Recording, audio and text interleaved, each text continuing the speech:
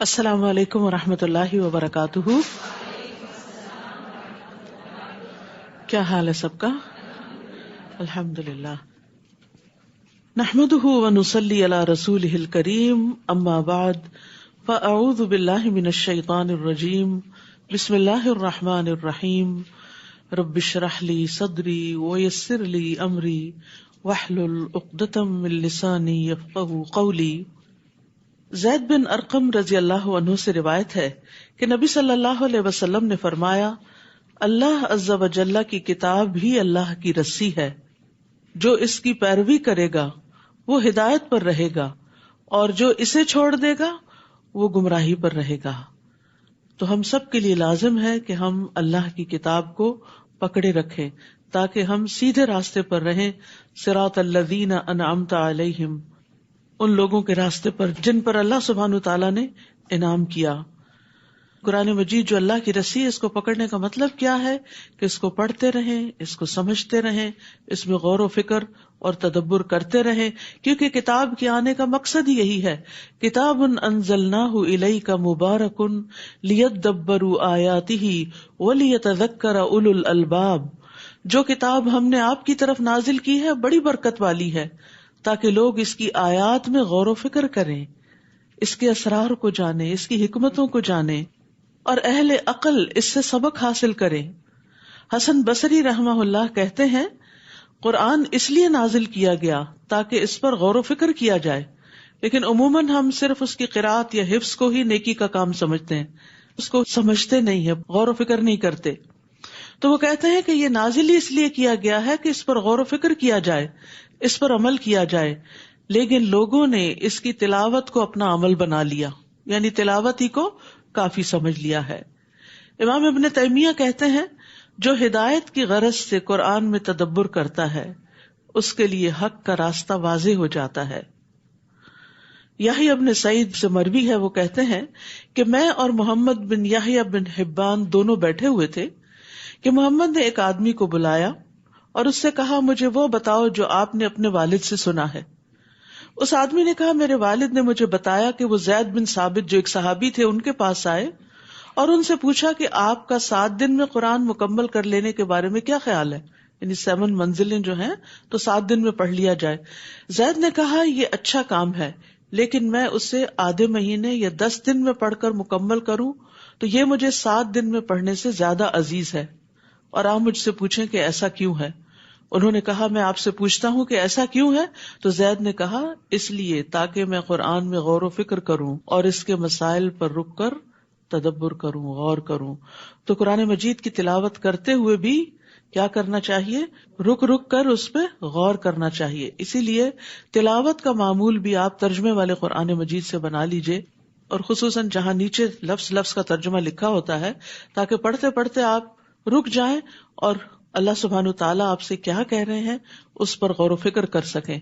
کیونکہ قرآن مجید کی تلاوت اور اس کی سمجھ لازم و ملزوم ہے. قرآن کا حق ادا ہی نہیں ہوتا جب تک کہ اس کو اس مقصد کے لیے نہ پڑھا جائے جس کے لیے وہ آیا ہے. تو اللہ تعالیٰ سے دعا ہے کہ اللہ تعالیٰ ہمیں اس کی توفیق عطا فرمائے. 10واں پارہ. اعوذ باللہ من الشیطان الرجیم.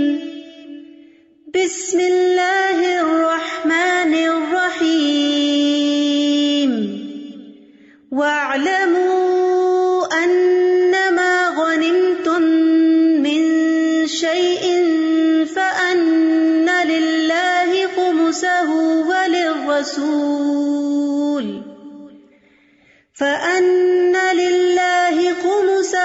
وَلِلرَّسُولِ وَلِذِي الْقُرْبَى وَالْيَتَامَى وَالْمَسَاكِينِ وَابْنِ السَّبِيلِ إِن كُنتُمْ آمَنتُم بِاللَّهِ وَمَا أَنزَلْنَا عَلَىٰ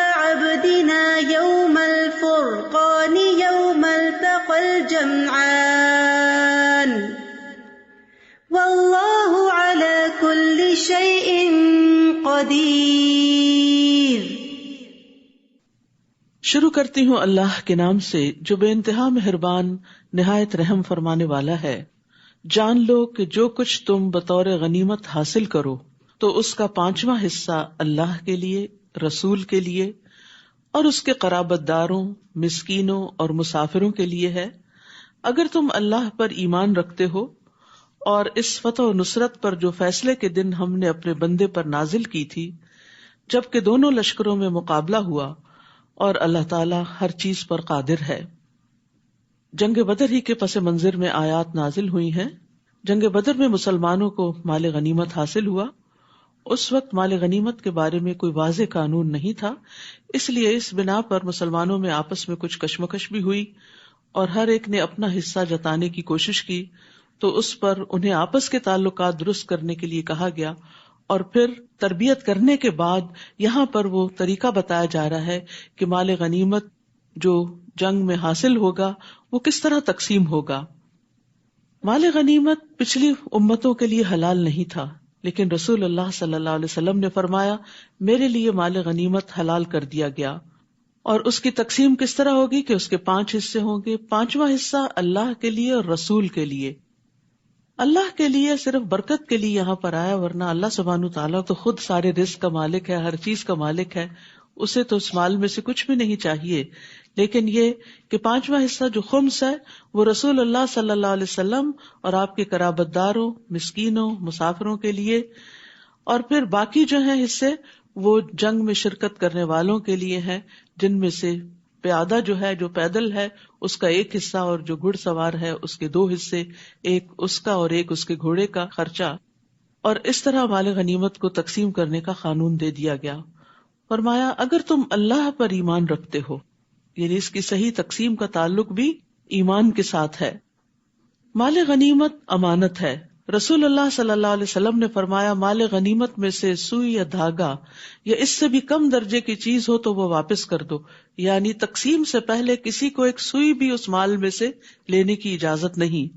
اور مال غنیمت میں خیانت سے بچو، کیونکہ وہ قیامت کے دن خائن کے لیے باعث عار اور ندامت ہوگی۔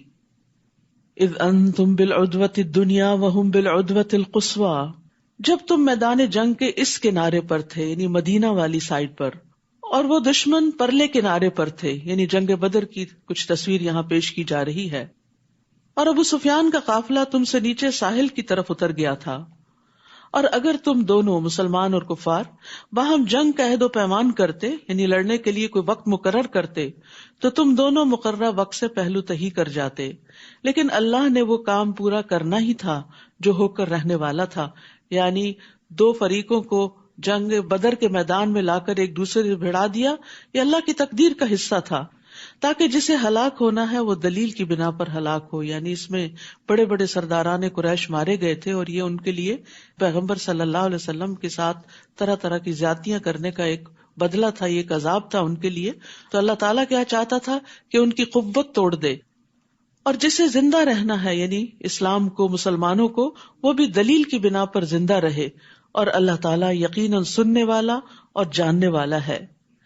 اے نبی صلی اللہ علیہ وسلم وہ وقت یاد کیجئے جب تمہارے خواب میں اللہ تعالیٰ تمہیں کافر تھوڑے دکھلا رہا تھا تاکہ مسلمانوں کا حوصلہ مضبوط رہے، اور اگر وہ آپ کو زیادہ دکھلاتا تو تم لوگ ہمت ہار دیتے اور اس معاملے میں جھگڑنا شروع کر دیتے کہ ہمیں مقابلہ کرنا بھی چاہیے یا نہیں، لیکن اللہ نے تمہیں بچا لیا۔ یقیناً وہ دلوں کے راز تک جانتا ہے اور کس طرح اللہ تعالیٰ مدد کرتا ہے، اور نبی کا خواب سچا بھی ہوتا ہے۔ اور یاد کرو جب تم دشمن سے ملے، اللہ نے تمہاری نظروں میں دشمن کی تعداد تھوڑی دکھلائی اور دشمن کی نظروں میں تمہیں تھوڑا کر کے پیش کیا، تاکہ وہ سمجھے کہ تھوڑے سے لوگ ہیں، ان کے ساتھ تو بہت بڑے مقابلے کی ضرورت نہیں، تاکہ اللہ وہ کام پورا کر دے جس کا ہونا مقدر تھا، اور سب کاموں کا انجام تو اللہ ہی کے پاس ہے۔ ساری قدرت اور طاقت اور ہر چیز کو کرنا تو اسی کے ہاتھ میں ہے۔ اس لیے زندگی میں جب کوئی مشکل وقت آئے اس کو پکارے، اس کی مدد حاصل کرے، اس کی طرف راغب ہوں، کیونکہ کرنا اس نے ہے۔ یعنی بہت سی چیزیں ہم سمجھتے ہیں کہ میرے کرنے سے یا کسی انسان کے کرنے سے ہی مسئلہ حل ہوگا۔ کوششیں اپنی جگہ ہوں، مسلمان میدان جنگ میں تھے، کوشش میں تھے، انہوں نے اپنا سب کچھ حاضر کر دیا تھا اسلام کے لیے، لیکن بتانا یہاں یہ مقصود تھا کہ صرف تمہاری کوششوں سے تمہیں یہ کامیابی حاصل نہیں ہوئی، بلکہ یہ اللہ سبحانہ وتعالیٰ کی طرف سے آئی ہے. وَمَن نَّصْرُ إِلَّا مِنْ عِنْدِ اللَّهِ يَا أَيُّهَا الَّذِينَ آمَنُوا، اے ایمان والو، جب کسی گروہ سے تمہارا مقابلہ ہو تو ثابت قدم رہو. ثابت قدمی بڑی ضروری ہے. زندگی میں کوئی بھی کام انسان جم کے کرتا ہے تو کامیابی حاصل ہوتی ہے، چاہے وہ کچھوے کی چال ہی کیوں نہ چل رہا ہو. بہت سے لوگ بڑی بڑی ذہانتوں کے مالک ہوتے ہیں، بہت سے وسائل ان کے پاس ہوتے ہیں، لیکن زندگی میں کامیاب نہیں ہوتے، کیونکہ وہ مستقل مزاجی کے ساتھ کام نہیں کرتے، کام میں ثابت قدمی نہیں دکھاتے. کبھی ایک چیز شروع کر لیتے ہیں، آدھی کی کچھ کی، اور پھر اس کے بعد اس کو چھوڑ دیا، کچھ اور شروع کر دیا، پھر وہاں دل نہ لگا، کچھ اور شروع کر دیا. یونیورسٹی جاتے ہیں تو اپنی لائن چینج کرتے رہتے ہیں، کبھی ایک سبجیکٹ رکھ لیا، کبھی اس کو چینج کر کے کچھ اور رکھ لیا، اور کہیں کے بھی نہیں رہتے، اور اینڈ آف دا ڈے وہ کچھ کرنے کے قابل نہیں ہوتے. تو انسان دین کا معاملہ ہو یا دنیا کا معاملہ ہو، کسی چیز کو جب اختیار کرے تو شرح صدر کے ساتھ اللہ سے دعا کر کے، استخارہ کر کے، فَإِذَا عَزَمْتَ فَتَوَكَّلْ عَلَى اللَّهِ، جب عزم کر لو، پکا ارادہ کر لو کہ یہ کرنا ہے تو پھر کر کے چھوڑیں، مشکلات سے گھبرا کر اس کام کو چھوڑ نہ دیں. تو جب کسی گروہ سے تمہارا مقابلہ ہو تو ثابت قدم رہو. اور دوسرا کام، وَاذْكُرُوا اللَّهَ كَثِيرًا، اور اللہ کو بکثرت یاد کیا کرو، یعنی اپنی ہمت بھی لگاؤ اور اللہ کی یاد بھی زیادہ سے زیادہ ہو تاکہ تم کامیاب رہو. تو یہاں کامیابی کے 2 نکات بتا دیے گئے، ثابت قدمی اور اللہ کا ذکر، اور اللہ کے ذکر کی کثرت. صرف ذکر ہی نہیں، بہت زیادہ ذکر، بہت زیادہ دعائیں، التجائیں، فریادیں، جیسے پیچھے بھی آیا اذ تستغیثون ربکم، جب تم اپنے رب سے فریادیں کر رہے تھے. تو نبی صلی اللہ علیہ وسلم کون سی دعا کے ساتھ فریاد کر رہے تھے؟ یا حی یا قیوم برحمتک استغیث، تیری رحمت کی میں فریاد کرتا ہوں، تو اپنی رحمت برسا دے. تو یہ کلمہ جو ہے، اس سے جب دعا کی جاتی ہے تو قبولیت پاتی ہے. یہ فریادی کلمات ہیں. انسان اللہ سے فریادیں کرتا ہے تو جہاں کہیں کو مشکل پیش آئے، لوگوں کے پاس جانے اور بتانے کی ضرورت نہیں ہے، براہ راست اللہ سبحانہ تعالیٰ سے اپنا تعلق قائم کریں، کیونکہ ساری چیزوں کا مالک وہی ہے، کرنا اسی نے ہے. کوشش کے ساتھ خوب خوب دعائیں. اور کیا ہے کامیابی کے لیے کرنے کے کام؟ وَأَطِيعُوا اللَّهَ وَرَسُولَهُ، اور اللہ اور اس کے رسول کی اطاعت کرو. اور کیا نہیں کرنا؟ وَلَا تَنَازَعُوا، اور آپس میں جھگڑا نہ کرو. فَتَفْشَلُوا، ورنہ بزدل ہو جاؤ گے. یعنی اس چیز سے سختی سے بچنے کی ضرورت ہے کہ جو ٹیم کوئی کام کرنے کے لیے نکلے ان کے دل آپس میں جڑے ہوئے ہوں، ایک دوسرے سے نفرت نہ ہو، ایک دوسرے کو کاٹنا نہ ہو.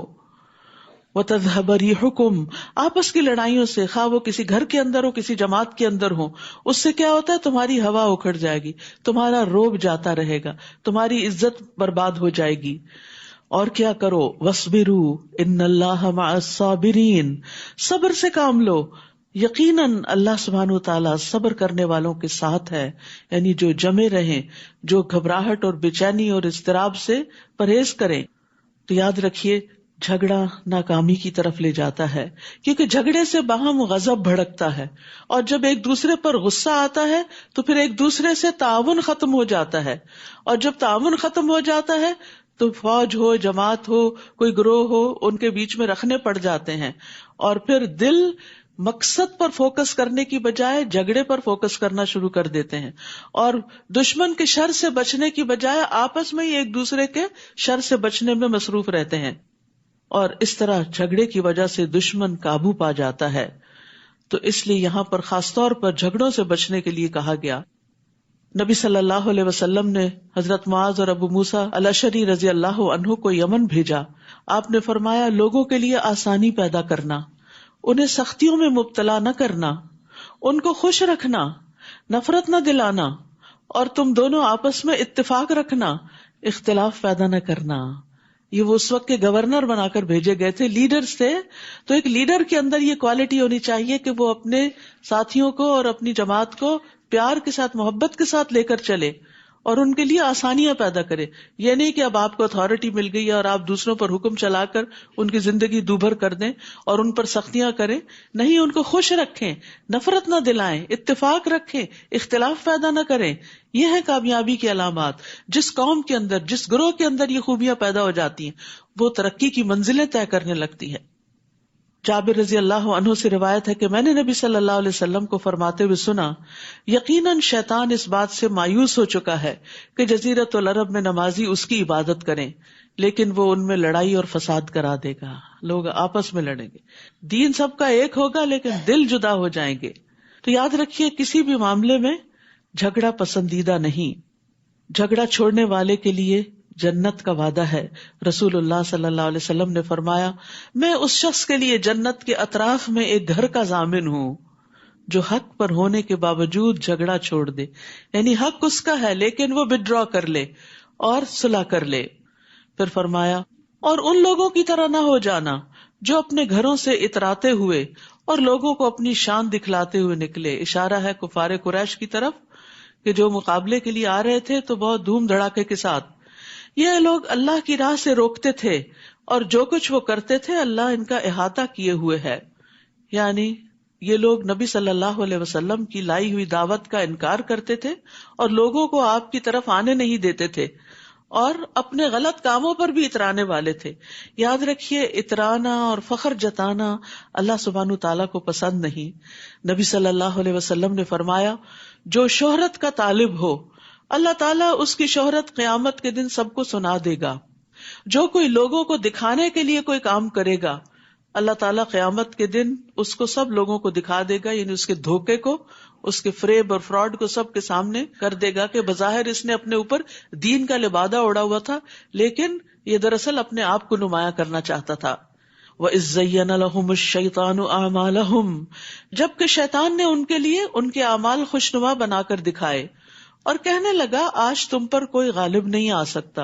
یعنی شیطان نے نبی صلی اللہ علیہ وسلم کے دشمنوں کو، مخالف فوج کو دھوکے میں مبتلا کیا کہ تمہاری طاقت زیادہ ہے اور تمہاری شان و شوکت زیادہ ہے، مسلمان تو تعداد میں بہت کم ہیں اور ان کے پاس تو اسلحہ بھی نہیں، لہٰذا تم ہی غالب آؤ گے اور میں تمہارا مددگار ہوں. کہتے کہ شیطان بنو مدلج کے ایک لیڈر کی شکل میں آیا اور کہنے لگا کہ ہم بھی تمہارے ساتھ ہیں، تم گھبراؤ نہیں. پھر جب دونوں لشکروں کا آمنا سامنا ہوا تو الٹے پاؤں پھر گیا، کہنے لگا میرا تم سے کوئی واسطہ نہیں، میں وہ کچھ دیکھ رہا ہوں یعنی فرشتے جو تم نہیں دیکھتے. مجھے اللہ سے ڈر لگتا ہے اور اللہ سخت سزا دینے والا ہے. یعنی عین مارکے میں دھوکہ دے گیا. اور یہی شیطان کا کام ہے، انسان کو غلط کام پہ اکساتا ہے اور جب انسان غلط راستے پہ چل پڑتا ہے تو ساتھ چھوڑ دیتا ہے اور جا کے اس کے مخالف کو اکسانے لگتا ہے. یعنی وہ وسوسے دوسرے فریق کے دل میں ڈالتا ہے کہ دیکھو فلاں تمہارے خلاف چڑھائی کر رہا ہے، حتیٰ کہ دنیا میں بھی انسان کو دھوکہ دیتا ہے اور مرواتا ہے. اور ایک اور بات جو اس نے کی، مجھے اللہ سے ڈر لگتا ہے. سبحان اللہ، یا تو سچا ہے یا جھوٹا.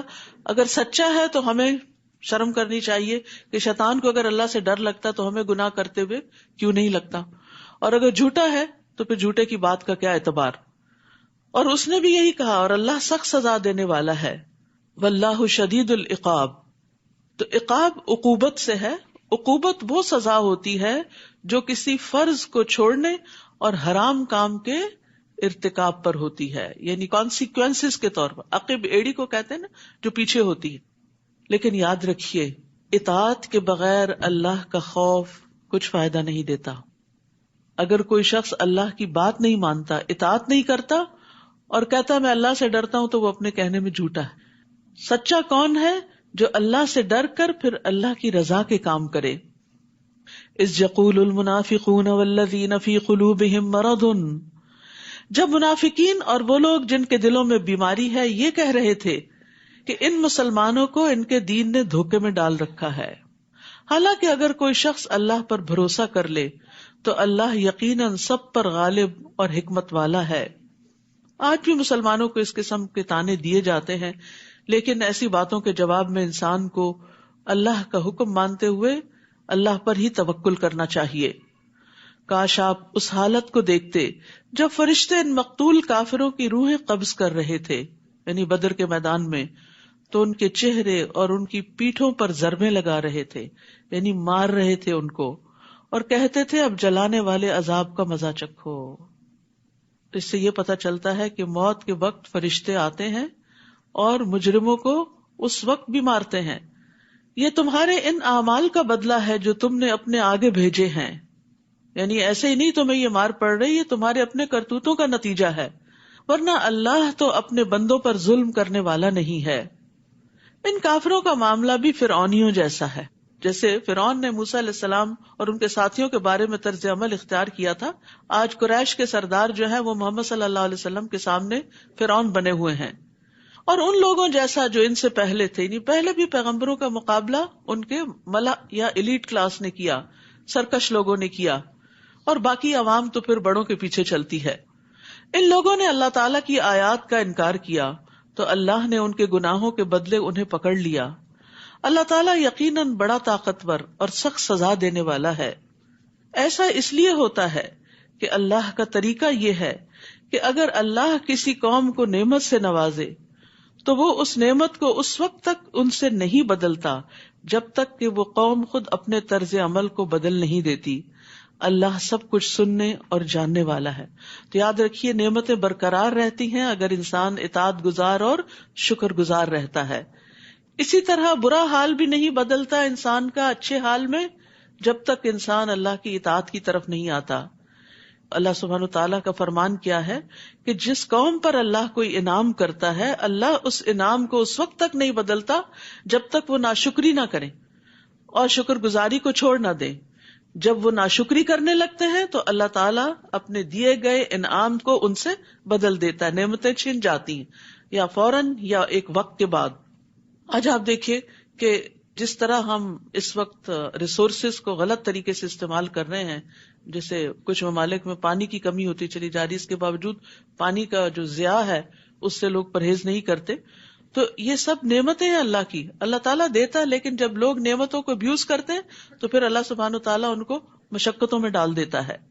تو انسان کو چاہیے کہ نعمتوں کا صحیح استعمال کرے، نعمت استعمال کر کے شکر گزار ہو اور اللہ تعالیٰ سے مزید نعمتیں طلب کرتا رہے، تو دنیا اور آخرت میں خیر کا باعث بننے والی نعمتوں کا سوال کرنا چاہیے۔ انس رضی اللہ عنہ کہتے ہیں کہ ایک مرتبہ رسول اللہ صلی اللہ علیہ وسلم اپنے کسی صحابی کی عیادت کے لیے تشریف لے گئے، وہ چوزے کی طرح ہو چکے تھے، تو آپ نے ان سے پوچھا کیا تم اللہ تعالیٰ سے کوئی دعا مانگتے تھے؟ اس نے کہا جی ہاں، میں یہ دعا مانگتا تھا کہ اے اللہ تو نے مجھے آخرت میں جو سزا دینی ہے وہ دنیا میں ہی دے دے۔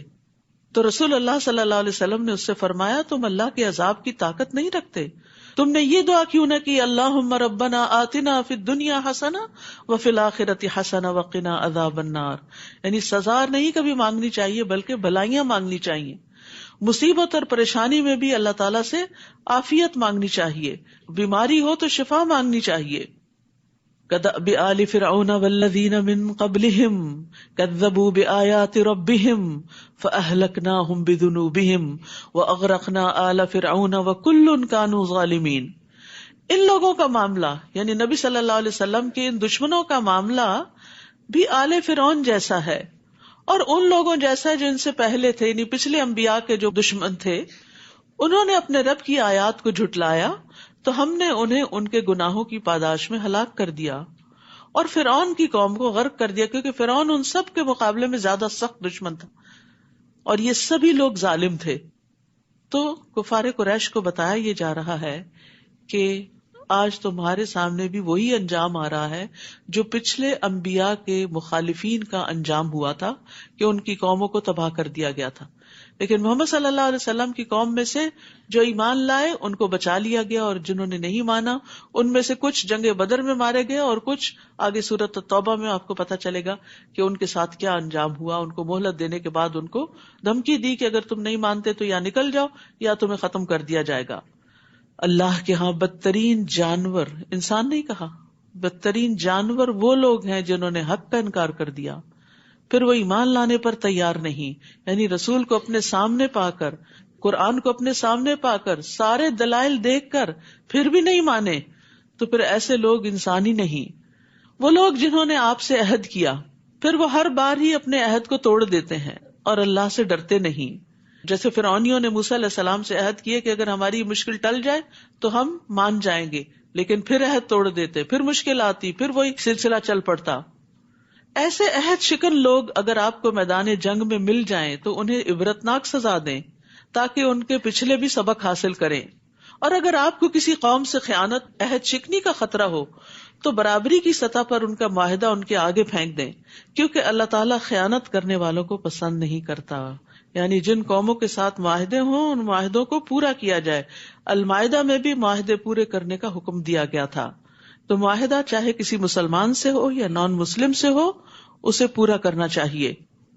اور کافر لوگ ہرگز یہ خیال نہ کریں کہ وہ بازی لے جائیں گے، یعنی محمد صلی اللہ علیہ وسلم کے مقابلے میں کامیاب ہو جائیں گے، کیونکہ وہ ہمیں عاجز نہیں کر سکتے. اللہ سبحانہ تعالیٰ نے آخر کار ہر پیغمبر کو فتح بخشی.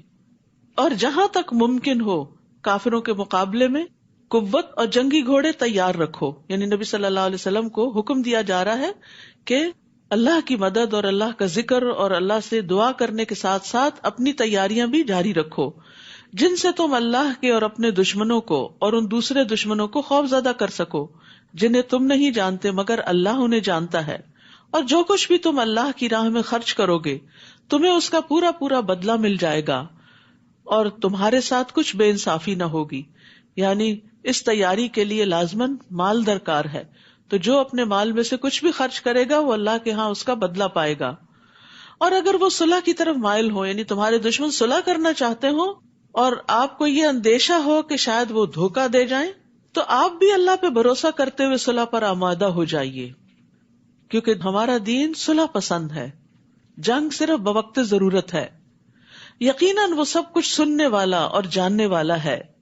اور اگر وہ آپ کو دھوکہ دینے کا ارادہ رکھتے ہوں تو آپ کے لیے اللہ کافی ہے. وہی تو ہے جس نے اپنی مدد سے اور مسلمانوں کے ذریعے آپ کی تائید کی اور ان صحابہ کرام کے دلوں میں الفت ڈال دی، باہم محبت ڈال دی. اگر وہ سب کچھ خرچ کر ڈالتے جو اس زمین میں موجود ہے تو بھی آپ ان کے دلوں میں الفت پیدا نہیں کر سکتے تھے. محبتیں مال سے پیدا نہیں کی جا سکتی. بعض گھرانوں میں آپ دیکھیں کہ شوہر بڑے بڑے قیمتی تحفے بیویوں کو لا کر دیتے ہیں لیکن وقت نہیں دیتے، پاس نہیں بیٹھتے، جذبات کا خیال نہیں رکھتے. وہ سمجھتے ہیں کہ صرف مال دے کے خوش کیا جا سکتا ہے، تو وہ کبھی بھی اپنی بیوی کی محبت حاصل نہیں کر سکتے. اس کے برعکس ایک غریب شوہر جو بیوی کے جذبات کا خیال رکھتا ہے، اپنی حیثیت کے مطابق اس کی ضروریات کا خیال رکھتا ہے، کیئرنگ ہے، وہ کہیں زیادہ جواب میں محبت اور عزت پاتا ہے. اور یہ کسی بھی رشتے اور کسی بھی ریلیشن کے معاملے میں ہے کہ آپ لوگوں کو مال سے نہیں خرید سکتے. مال سے خریدے ہوئے لوگ وقتی فائدہ دے سکتے ہیں آپ کو، ان کے دلوں میں آپ کی مستقل محبت نہیں ہو سکتی. تو یہاں بھی اللہ سبحانہ وتعالیٰ فرما رہے ہیں کہ یہ محبت اللہ نے دلوں میں ڈالی ہے. اگر آپ وہ سب کچھ خرچ کر ڈالتے جو زمین میں، پورے کی پوری دولت، پوری زمین کا سامان، تو بھی آپ ان کے دلوں میں الفت نہیں پیدا کر سکتے تھے. یہ دل جو ہے نا، یہ اللہ کے ہاتھ میں ہوتے ہیں. اللہ جس کے دل میں جس کی محبت ڈال دے، یہ اسی کا کام ہے. اس لیے اگر لوگوں کے دلوں میں آپ سمجھیں کہ بچے آپ سے محبت نہیں کرتے، یا بہن بھائیوں کے دلوں میں محبت نہیں آپ کے لیے، یا شوہر کے دل میں نہیں، تو یہ بھی اللہ سے مانگیے کہ اللہ ان کے دلوں کو ہمارے لیے مسخر کر دے اور ہماری طرف راغب کر دے، تاکہ ہم اس دنیا میں بھی ایک اچھے خوشگوار ریلیشن شپ میں ہوں. کیونکہ جب آپ کسی سے محبت کرتے ہو، جواب میں آپ کو محبت نہ ملے تو یہ بڑی تکلیف دہ بات ہوتی ہے.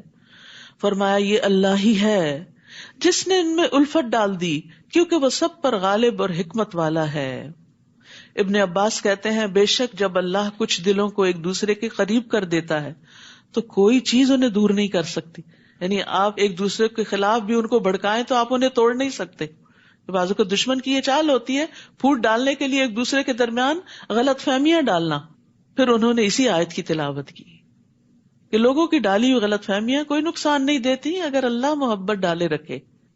تو نکتہ کیا ہے، راز کیا ہے کہ کسی بھی مسئلے میں اپنا معاملہ اللہ سے درست کر لیں، وہ آپ کے سارے معاملات کا ذمہ لے لے گا، وہ آپ کے معاملات درست کر دے گا.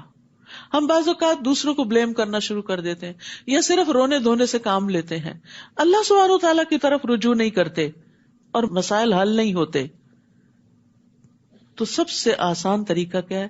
ایاک نعبد و ایاک نستعین. تیری ہم عبادت کر، تیرے ہم بندے ہیں، تجھ سے ہی مدد چاہتے ہیں، تو نہیں مسئلہ حل کرنا ہے، کوشش ہم کریں گے، مدد تو کرے گا. اور پھر آپ دیکھیں کیسے کیسے ونڈرز ہوتے ہیں. اور پھر یہ دعائیں بھی پڑھنی چاہیے. اللہم الف بین قلوبنا واصلح ذات بیننا واہدنا سبل السلام، آخر تک. اے اللہ ہمارے دلوں میں الفت پیدا کر دے اور ہمارے آپس کے معاملات کی اصلاح کر دے. یہ گھروں کے جھگڑے فساد میں بڑی بہترین دعا ہے. اور ہمیں سلامتی کے راستوں کی طرف رہنمائی فرما اور ہمیں اندھیروں سے نجات دے کر نور کی طرف لے آ اور ہمیں تمام ظاہری اور چھپی بدکاریوں سے محفوظ رکھ. اور ہمارے کانوں اور ہماری آنکھوں اور ہمارے دلوں اور ہمارے گھر والوں اور ہمارے بچوں میں برکتیں عطا فرما اور ہماری توبہ قبول فرما. بلا شبہ تو بہت زیادہ توبہ قبول کرنے والا ہے اور رحمت کرنے والا ہے. اور ہمیں اپنی نعمتوں کا شکر کرنے والا بنا دے اور ان کی تعریف کرنے والا اور ان کو قبول کرنے والا بنا دے اور ان نعمتوں کو ہم پر مکمل فرما دے. یہ دعائیں اور اسی طرح کی اور دعائیں جو ہیں، یہ چھوٹی سی کتاب ہے قرآنی اور مسنون دعائیں، ان میں موجود ہیں. آپ اپنا روز کا معمول بنا لیں کہ شروع سے لے کے آخر تک اس کو 4 دن میں پڑھیں، ہفتے میں پڑھیں، روز کا 1 صفحہ پڑھیں، کچھ نہ کچھ دعائیں. اس طرح آپ دیکھیں ساری اچھی اچھی دعائیں آپ مانگ لیں گے. ورنہ اگر اپنے حافظے اور اپنی سوچ اور اپنے دل سے یہ مانگنا پڑے تو ہم یہ سارا کچھ مانگ ہی نہیں سکتے. نبی صلی اللہ علیہ وسلم کی دعائیں بہت جامع دعائیں ہیں. جو کچھ آپ نے مانگا، جس طریقے سے مانگا، ہم تو اس کے خاک کے برابر بھی نہیں. ہمیں تو مانگنا بھی نہیں آتا، ہمیں صرف پریشان ہونا آتا ہے، اس کا حل نہیں آتا. تو اس لیے بہت ضروری ہے کہ ہم اچھی دعائیں مانگنے والے بنیں. تو یہ دعائیں خود اپنے لیے بھی پڑھا کریں اور سب کی طرف سے بھی پڑھا کریں. اور پھر خاص طور پہ آپ دیکھیے رمضان آ رہا ہے، سحری کے وقت، افطاری کے وقت روزے دار کی دعا قبول ہوتی ہے، دن کے وقت، نمازوں کے بعد، طاق راتوں میں، ليلۃ القدر میں. معلوم نہیں کون کون سی دعائیں قبول ہو جائیں اور زندگی کا نقشہ ہی بدل جائے. یا ایھا النبی حسبک اللہ ومن اتبعک من المؤمنین، اے نبی آپ کے لیے اور ان مومنوں کے لیے جو آپ کے حکم پر چلتے ہیں اللہ ہی کافی ہے. اللہ کس کے لیے کافی ہوتا ہے؟ ان مومنوں کے لیے جو نبی صلی اللہ علیہ وسلم کی پیروی کریں. یاد رکھیے اللہ کے احکامات کی حفاظت کریں تو اللہ کی حفاظت ملتی ہے. عبداللہ بن عباس کہتے ہیں ایک دن میں رسول اللہ صلی اللہ علیہ وسلم کے پیچھے سوار تھا. 10-11 سال کے تھے اس وقت. آپ نے فرمایا اے لڑکے میں تجھے چند کلمات سکھا رہا ہوں، اللہ کے احکام کی حفاظت کرو، اللہ تمہاری حفاظت کرے گا. چھوٹے بچوں کو بھی یہ باتیں سمجھا دینی چاہیے تاکہ بچپن سے ہی وہ اپنی نمازوں کی حفاظت کرے، اپنے روزوں کی، اپنے ذکر اذکار کی، اپنے اخلاق کی. اللہ کی حفاظت کرو یعنی اللہ کے احکام کی، تم اسے اپنے سامنے پاؤ گے، پھر تمہاری دعائیں قبول ہوں گی، تمہیں اللہ کی طرف سے مدد آئے گی. اور یاد رکھیے جو اطاعت نہیں کرتا پھر اس کے لیے حفاظت کا ذمہ بھی نہیں. نبی صلی اللہ علیہ وسلم نے فرمایا جان بوجھ کر نماز مت ترک کیا کرو، مت چھوڑا کرو، اس لیے کہ جو شخص جان بوجھ کر نماز چھوڑ دیتا ہے تو یقیناً اس سے اللہ کی ذمہ داری ختم ہو جاتی ہے، پھر وہ اس کو اس کے حوالے کر دیتا ہے، پھر وہ جدھر بھٹکے. پھر فرمایا یا ایھا النبی حرض المؤمنین علی القتال، اے نبی مسلمانوں کو قتال پر ابھاریے، اگر تم میں سے 20 صابر ہوں تو 200 پر غالب آئیں گے. کامیابی صبر کے ساتھ ہے. وَاعْلَمْ أَنَّ النَّصْرَ مَعَ الصَّبْرِ، اور اگر 100 ہو تو کافروں کے 1000 آدمیوں پر غالب آئیں گے، کیونکہ وہ ایسی قوم ہے جو سمجھ نہیں رکھتے. تو دین کی سمجھ رکھنے، اللہ کی معرفت اختیار کرنے اور اللہ تعالیٰ کے احکامات کو سمجھنے والا اللہ کی مدد پاتا ہے. اب اللہ نے تم سے تخفیف کر دی اور اسے معلوم ہوا کہ ابھی تم میں ضعف ہے، کمزوری ہے، لہٰذا اگر تم میں سے 100 صبر کرنے والے ہوں تو وہ 200 پہ غالب آ جائیں گے، اور اگر 1000 ہوں تو اللہ کے حکم سے 2000 پہ غالب آئیں گے، اور اللہ صبر کرنے والوں کے ساتھ ہے. واللہ مع الصابرین، کتنی بڑی خوشخبری ہے. سفر مشکل ہوتا ہے نا، جب کوئی تکلیف دینے والی بات یا کام یا چیز سامنے آتی ہے یا کوئی غم دینے والی یا خوف میں مبتلا کرنے والی، تو ہم صبر کا دامن چھوڑ دیتے ہیں اور سمجھتے ہیں کہ شاید واویلا کرنے سے مسائل حل ہو جائیں گے، جبکہ یہاں پر کیا کہا کہ صبر کرو، اللہ سے مدد مانگو. اس انرجی کو جو غم اور خوف اور دکھ پریشانی میں لگ رہی ہے اس کو دعاؤں میں کنورٹ کر لو تو اللہ کی مدد آ جائے گی. واللہ مع الصابرین. نبی کے لیے یہ مناسب نہیں کہ اس کے پاس جنگی قیدی آتے، یہاں تک کہ زمین یعنی میدان جنگ میں کافروں کو اچھی طرح قتل نہ کر دیا جاتا۔ تم دنیا کا مال چاہتے ہو جبکہ اللہ تمہارے لیے آخرت چاہتا ہے، اور اللہ ہی غالب اور حکمت والا ہے۔ اگر ایسا ہونا پہلے سے نہ لکھا جا چکا ہوتا تو جو کچھ تم نے فدیہ لیا ہے اس کی پاداش میں تمہیں بہت بڑی سزا دی جاتی۔ جو کچھ تم نے بطور غنیمت حاصل کیا ہے اسے تم کھا سکتے ہو، یہ حلال اور پاکیزہ ہے، اور اللہ سے ڈرتے رہو، اللہ یقیناً معاف کرنے والا اور رحم کرنے والا ہے۔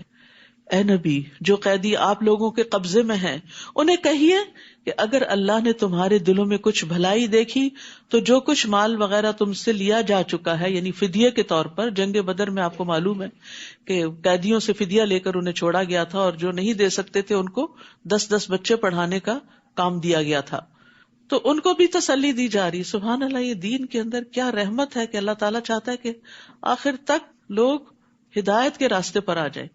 کہا کہ اگر تمہارے اندر کوئی خیر ہوئی تو تمہیں اللہ تعالیٰ اسلام کی ہدایت دے گا، اور آج جو فدیہ لیا گیا ہے اس سے بہتر عطا کرے گا اور تمہیں معاف کر دے گا، اور اللہ معاف کر دینے والا اور رحم کرنے والا ہے۔ اور اگر وہ آپ لوگوں سے خیانت کا ارادہ رکھتے ہوں تو اس سے پہلے وہ اللہ سے بھی خیانت کر چکے ہیں، جس کی سزا انہیں یہ ملی ہے کہ وہ آپ کے قبضے میں آ گئے۔ یہ آپ کے ساتھ مخالفت نہ کرتے تو آج یہاں قیدی نہ ہوتے، اور اللہ سب کچھ جاننے والا اور حکمت والا ہے۔ اور ان لوگوں میں، ان قیدیوں میں، نبی صلی اللہ علیہ وسلم کے داماد ابو العاص بھی تھے، آپ کے چچا عباس بھی تھے، اور بعد میں اللہ تعالیٰ نے ان کو ہدایت دی اور خیر کثیر سے نوازا بھی۔ جو لوگ ایمان لائے اور ہجرت کی اور اللہ کی راہ میں اپنے اموال اور جانوں سے جہاد کیا، اور وہ لوگ جنہوں نے ان مہاجرین کو پناہ دی اور ان کی مدد کی، یہ سب ایک دوسرے کے ولی ہیں، دلی دوست ہیں۔ اور جو لوگ ایمان لائے لیکن ہجرت نہیں کی، ان سے وہ تمہارا ولایت کا کوئی تعلق نہیں حتیٰ کہ وہ ہجرت کر کے آ جائیں، اور اگر وہ دین کے معاملے میں تم سے مدد طلب کریں تو ان کی مدد کرنا تم پر لازم ہے، مگر کسی ایسی قوم کے خلاف نہیں جن سے تمہارا معاہدہ ہو، اور جو کچھ تم کرتے ہو اللہ اسے دیکھ رہا ہے۔ اور جو کافر ہیں تو وہ ایک دوسرے کے وارث ہیں، اگر تم ایسا نہ کرو گے تو ملک میں فتنہ اور بڑا فساد برپا ہو جائے گا۔ یعنی جس طرح کفار ایک دوسرے کے اولیاء ہیں، تمہیں بھی مسلمانوں کی اسی طرح مدد کرنی چاہیے۔ والذین آمنوا وہاجروا وجاہدوا فی سبیل اللہ والذین آووا ونصروا اولئک ھم المؤمنون حقا لہم مغفرۃ ورزق کریم۔ اور جو لوگ ایمان لائے یعنی نبی صلی اللہ علیہ وسلم پر، اور ہجرت کی آپ کے ساتھ مدینہ کی طرف، اور اللہ کی راہ میں جہاد کیا جیسے جنگ بدر کے موقع پر، اور جن لوگوں نے انہیں پناہ دی یعنی انصار، اور ان کی مدد کی مدینہ والے، یہی لوگ حقیقی مومن ہیں، ان کے لیے بخشش اور عزت کا رزق ہے۔ اور جو لوگ ہجرت نبوی کے بعد ایمان لائے اور ہجرت کر کے آ گئے اور تمہارے ساتھ مل کر جہاد کیا، وہ بھی تم میں شامل ہیں، مگر اللہ کے نوشتے میں خون کے رشتہ دار ایک دوسرے کے زیادہ حقدار ہیں، اللہ یقیناً ہر چیز کو خوب جانتا ہے۔ تو یاد رکھیے کہ یہاں دین کی مدد 2 طریقے سے جو کی جاتی ہے اس کی تفصیل بیان کی گئی ہے، یا مہاجرین کی شکل میں یا انصار کی شکل میں، یا انسان اللہ کے دین کی خاطر اپنا سب کچھ قربان کر دیتا ہے، یا یہ کہ قربان کرنے والوں کو پناہ دیتا ہے، ان کی مدد کرتا ہے۔ تو دونوں کے باہم تعاون سے دین آگے بڑھتا ہے۔ اور یہاں نبی صلی اللہ علیہ وسلم کے ساتھی جو مکہ سے آئے اور مدینہ والے، ان کے باہمی تعلق اور ان کی محبت اور ایک کاز میں اکٹھا ہونے کو بیان کیا جا رہا ہے۔ اور ہم دیکھتے ہیں کہ کس طرح نبی صلی اللہ علیہ وسلم نے مکہ سے آنے والوں کو مدینہ والوں کا بھائی بھائی بنا دیا تھا، حتیٰ کہ انہوں نے ان کو اپنے باغوں میں، اپنے گھروں میں، اپنے اموال میں شریک کر لیا تھا۔ عبد الرحمن بن عوف کے لیے تو سعد بن ربیع نے کہا کہ میری 2 بیویاں ہیں، جس کو تم پسند کرو اس کو طلاق دیتا ہوں، اور پھر تم چاہو تو اس سے تم نکاح کر لینا۔ لیکن انہوں نے شکریہ ادا کرتے ہوئے کہا دلونی علی السوق، مجھے بازار کا رستہ بتاؤ، میں خود کام کروں گا اور اپنے لیے کماؤں گا۔ یعنی انہوں نے بھی لالچ نہیں رکھی، کیونکہ وہ مال کے لیے تو آئے نہیں تھے، وہ تو جس مقصد کے لیے آئے تھے، جو نیت اور جو غرض تھی وہی ذہن میں تھی، اسی کے مطابق کام کر رہے تھے۔ انس رضی اللہ عنہ کہتے ہیں کہ نبی صلی اللہ علیہ وسلم جب مدینہ تشریف لائے تو آپ کے پاس مہاجرین نے آ کر عرض کیا، اے اللہ کے رسول، جس قوم کے پاس ہم آئے ہیں یعنی مدینہ والے، ان سے بڑھ کر ہم نے کوئی ایسی قوم نہیں دیکھی جو بہت زیادہ خرچ کرنے والی ہے، اور تھوڑے مال ہونے کی صورت میں بھی دوسروں کے ساتھ غمخواری کرنے والی. نہیں بھی تو پھر بھی دل جوئی کرتے ہیں. بعض اوقات ہوتا ہے نا آپ کے پاس نہیں ہوتا تو آپ اچھی بات ہی کر دیتے ہیں دوسرے کو, اور بعض اوقات ہوتا ہے اور آپ دیتے ہیں اور احسان جتا کے ضائع کرتے ہیں. انصار کی خوبی کیا تھی کہ اگر ہے تو خوب خرچ کرتے, نہیں تو دل جوئی کرتے. وہ کہتے ہیں چنانچہ انہوں نے ہمیں محنت و مشقت سے باز رکھا, ہمیں آرام اور راحت میں شریک کیا, یہاں تک کہ ہمیں خوف ہے کہ ساری نیکیوں کا ثواب ان کو نہ مل جائے, کیونکہ ہم سے زیادہ تو یہ قربانیاں کر رہے ہیں. تو نبی صلی اللہ علیہ وسلم نے فرمایا ایسی بات نہیں, جب تک تم لوگ اللہ سے ان کے لیے دعائے خیر کرتے رہو گے اور ان کا شکریہ ادا کرتے رہو گے. یعنی کسی کے بھی احسان کو فار گرانٹیڈ نہیں لینا چاہیے. اگر کوئی آپ کے ساتھ احسان کرتا ہے تو آپ اس کو دل سے دعا دیں, چاہے سامنے دیں چاہے دل میں دیں, قبولیت کے موقع پر دیں. تو محسنین کے احسان کو یاد رکھنا مومن کی شان ہوتی ہے, اور پھر یہ کہ شکریہ بھی ادا کرنا چاہیے. اور پھر اسی طرح ایک اور روایت میں آتا ہے, ابو ہریرہ کہتے ہیں کہ انصار نے نبی صلی اللہ علیہ وسلم سے عرض کیا, آپ باغوں کو ہمارے اور ہمارے مہاجر بھائیوں کے بیچ میں تقسیم کر دیجئے. آپ نے دیکھا ہوگا کوئی بھی فارمر اپنی لینڈ پراپرٹی کسی کو نہیں دینا چاہتا, لیکن کتنا بڑا دل تھا کہ آپ تقسیم کر دیں. آپ نے فرمایا نہیں. اس پر انصار نے مہاجرین سے کہا, آپ لوگ ہمارے باغوں کی دیکھ بھال کا ذمہ لیں, ہم آپ کو پیداوار میں شریک کر لیں گے. مہاجرین نے کہا ہم نے سنا اور ہم نے مان لیا. لیکن انصار ہمیشہ ان کا خیال رکھنے والے تھے. انس رضی اللہ عنہ سے روایت ہے, انہوں نے کہا رسول اللہ صلی اللہ علیہ وسلم نے ارادہ فرمایا کہ بحرین کے علاقے میں کچھ جاگیریں لوگوں کو دیں. انصار نے مشورہ دیا کہ آپ ایسا نہ کریں, یہاں تک کہ ہمارے مہاجرین بھائیوں کو بھی جاگیریں دیں جیسا کہ آپ ہمیں دیں گے. ان کو دے رہے تھے آپ, اور انہوں نے کہا کہ نہیں, ہم اس وقت تک نہیں لیں گے جب تک ان کو نہیں ملے گا. یہ کیسا دل ہوتا ہے. اور یہ وسعت کب آتی ہے؟ جب پتا ہوتا ہے کہ ہر چیز کا اجر اللہ سے ملنے والا ہے, اور اس کا صرف پتہ ہی نہیں ہوتا, یقین بھی ہوتا ہے. تو جو شخص اللہ پہ بھروسہ کرتا ہے, اللہ سے اجر کی توقع رکھتا ہے, اس کے دل سے دنیا کے مال کی لالچ نکل جاتی ہے, اور سمجھتا ہے اللہ کا دیا ہوا ہے, اور اللہ تعالیٰ نے اگر آج دیا تو وہ کل بھی دے گا. تو اگر ہم نے کسی کو دیا تو کمی تھوڑی آ جائے گی. آپ صلی اللہ علیہ وسلم نے فرمایا ان قریب تم دیکھو گے کہ لوگوں کو تم پر ترجیح دی جائے گی, ایسے حالات میں میری ملاقات تک صبر کرنا, بے چین نہ ہونا. سورۃ التوبہ. اعوذ باللہ من الشیطان الرجیم. براءۃ من اللہ ورسولہ الی الذین عاہدتم من المشرکین فسیحوا فی الارض 4 اشہر واعلموا انکم غیر معجز اللہ وَأَنَّ اللَّهَ مُخْزِي الْكَافِرِينَ. اس سورت کے 2 نام ہیں, سورۃ البراءہ اور سورۃ التوبہ, جبکہ اجتہادی طور پر اس کے 19 اور نام بھی بتائے گئے ہیں. یہ سورت بسم اللہ کے بغیر شروع ہوتی ہے. نبی صلی اللہ علیہ وسلم نے اس کو اسی طرح لکھوایا, اور پھر جب مصحف عثمانی تیار کیا گیا تو اس میں بھی اس کو اسی طرح لکھ دیا گیا. علی بن ابی طالب کہتے ہیں بسم اللہ امان ہوتی ہے. اس سورت میں جہاد کا حکم نازل ہوا ہے, اسی وجہ سے اس کے شروع میں امان کو ذکر نہیں کیا گیا. اور توبہ کا لفظ سب سے زیادہ بار اس سورت میں قرآن مجید میں آتا ہے, 16 بار تقریباً, اور اس کے بعد سورت البقرہ میں 13 بار آتا ہے, تو اس کا نام بھی پھر سورت التوبہ ہے. سورت الانفال جنگ بدر کے بعد نازل ہوئی, جو مدینہ کی ابتدائی صورتوں میں سے ہے, اور یہ بھی مدنی صورت ہی ہے. یہ آخری جنگ تبوک کے بعد اور کچھ اس دوران نازل ہوئی, تو ایک ابتدا ہے اور ایک انتہا ہے, اور دونوں کا مضمون باہم ملتا جلتا ہے. دونوں میں غزوات سے متعلق زیادہ تر احکامات ہیں, اور اس کے علاوہ بھی اصلاح اور تزکیہ اور تربیہ کی بہت سی باتیں ہیں. براءۃ من اللہ ورسولہ الی الذین عاہدتم من المشرکین. جن مشرکوں سے تم نے معاہدے کر رکھے تھے, اب اللہ اور اس کا رسول ایسے معاہدوں سے دستبردار ہوتے ہیں. یعنی جن سے جنگ نہ کرنے کا معاہدہ تھا, اب وہ معاہدے ختم کیے جا رہے ہیں, کیونکہ نبی صلی اللہ علیہ وسلم آخری نبی تھے, آپ کے ذریعے دین کو مکمل کرنا تھا, اور اب جو آپ کے مخالفین تھے، جو آپ کے معاندین تھے، ان کو وارننگ دی جا رہی ہے کہ اب اپنا مستقبل تم سوچ لو، اگر تم نے نبی کا ساتھ نہیں دیا تو پھر تمہارے لیے یہاں کوئی ٹھکانہ نہیں۔ اور اے مشرکین، تم زمین میں 4 ماہ چل پھر لو، مہلت دی جا رہی ہے، خوب اچھی طرح غور و فکر کرو، سوچو، اور پھر یہ جان لو کہ تم اللہ کو عاجز نہیں کر سکتے، اور اللہ یقیناً کافروں کو رسوا کرنے والا ہے۔ اور یہ اللہ اور اس کے رسول کی طرف سے حج اکبر یعنی عرفہ کے دن تمام لوگوں کے لیے اعلان کیا جاتا ہے کہ اللہ اور اس کا رسول مشرکوں سے بری الذمہ ہیں، لہٰذا اگر تم توبہ کر لو یعنی اسلام لے آؤ تو تمہارے حق میں بہتر ہے، اور اگر تم اعراض کرو تو خوب جان لو کہ تم اللہ کو عاجز نہیں کر سکتے، یعنی اب تم غالب نہیں آ سکو گے، اب تمہاری خیر نہیں۔ اور اے نبی، ان کافروں کو دردناک عذاب کی خوشخبری دے دیجئے۔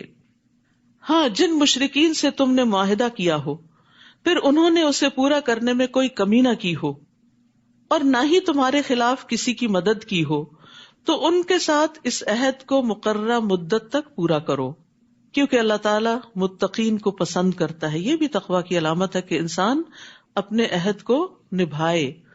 پھر جب حرمت والے 4 مہینے گزر جائیں، حرمت والے مہینے ذوالقعدہ، ذوالحجہ، محرم اور رجب ہیں، جب یہ حرمت والے 4 مہینے گزر جائیں تو مشرکین کو جہاں پاؤ قتل کرو، انہیں پکڑو، یعنی مہلت اور مدت ختم، سوچ بچار کا وقت ختم، ان کا محاصرہ کرو اور ان کی طاق میں ہر گھات کی جگہ پر بیٹھو۔ پھر اگر وہ توبہ کر لیں، نماز قائم کریں اور زکوٰۃ ادا کرنے لگیں تو ان کی راہ چھوڑ دو، کیونکہ اللہ درگزر کرنے والا اور رحم کرنے والا ہے۔ تو یاد رکھیے، توبہ اسی وقت سچی ثابت ہوتی ہے جب انسان کا عمل بدلتا ہے، تو زبانی توبہ کے ساتھ ساتھ عمل سے اس کو ثابت کرنا لازم ہے۔ اور نماز کے ساتھ زکوٰۃ کا بھی حکم دیا گیا ہے، ارکان 5 میں سے نماز کے بعد زکوٰۃ کا ذکر آتا ہے، کیونکہ یہ فقراء کا حق ہے، اور کوئی بھی سوسائٹی اس وقت تک فلرش نہیں کر سکتی جب تک کہ اس کے کمزور لوگوں کا حق ان کو نہ دیا جائے۔ تو انہیں نماز اور زکوٰۃ کی شرط پر امان ملی۔ اور اگر ان مشرکوں میں سے کوئی آپ سے پناہ طلب کرے تو اسے پناہ دے دیجئے، تاکہ وہ اطمینان سے اللہ کا کلام سن لے، پھر اسے اس کی جائے امن تک پہنچا دو، یعنی اگر وہ نہیں اسلام لانا چاہتا تو اس کے ٹھکانے تک پہنچا دو۔ یہ موقع اس لیے دینا چاہیے کہ یہ لوگ علم نہیں رکھتے، تو اس سے کیا پتہ چلتا ہے کہ بغیر علم کے جہالت میں لوگوں کو ختم نہیں کرو۔ کیف یکون للمشرکین عہد عند اللہ وعند رسولہ، اللہ اور اس کے رسول کے ہاں مشرکوں کا عہد کیسے معتبر ہو سکتا ہے، سوائے ان لوگوں کے جنہوں نے مسجد حرام کے پاس تم سے عہد کیا تھا۔ تو جب تک وہ تمہارے ساتھ سیدھے رہے تم بھی ان کے ساتھ سیدھے رہو، اللہ یقیناً تقوی والوں کو پسند کرتا ہے۔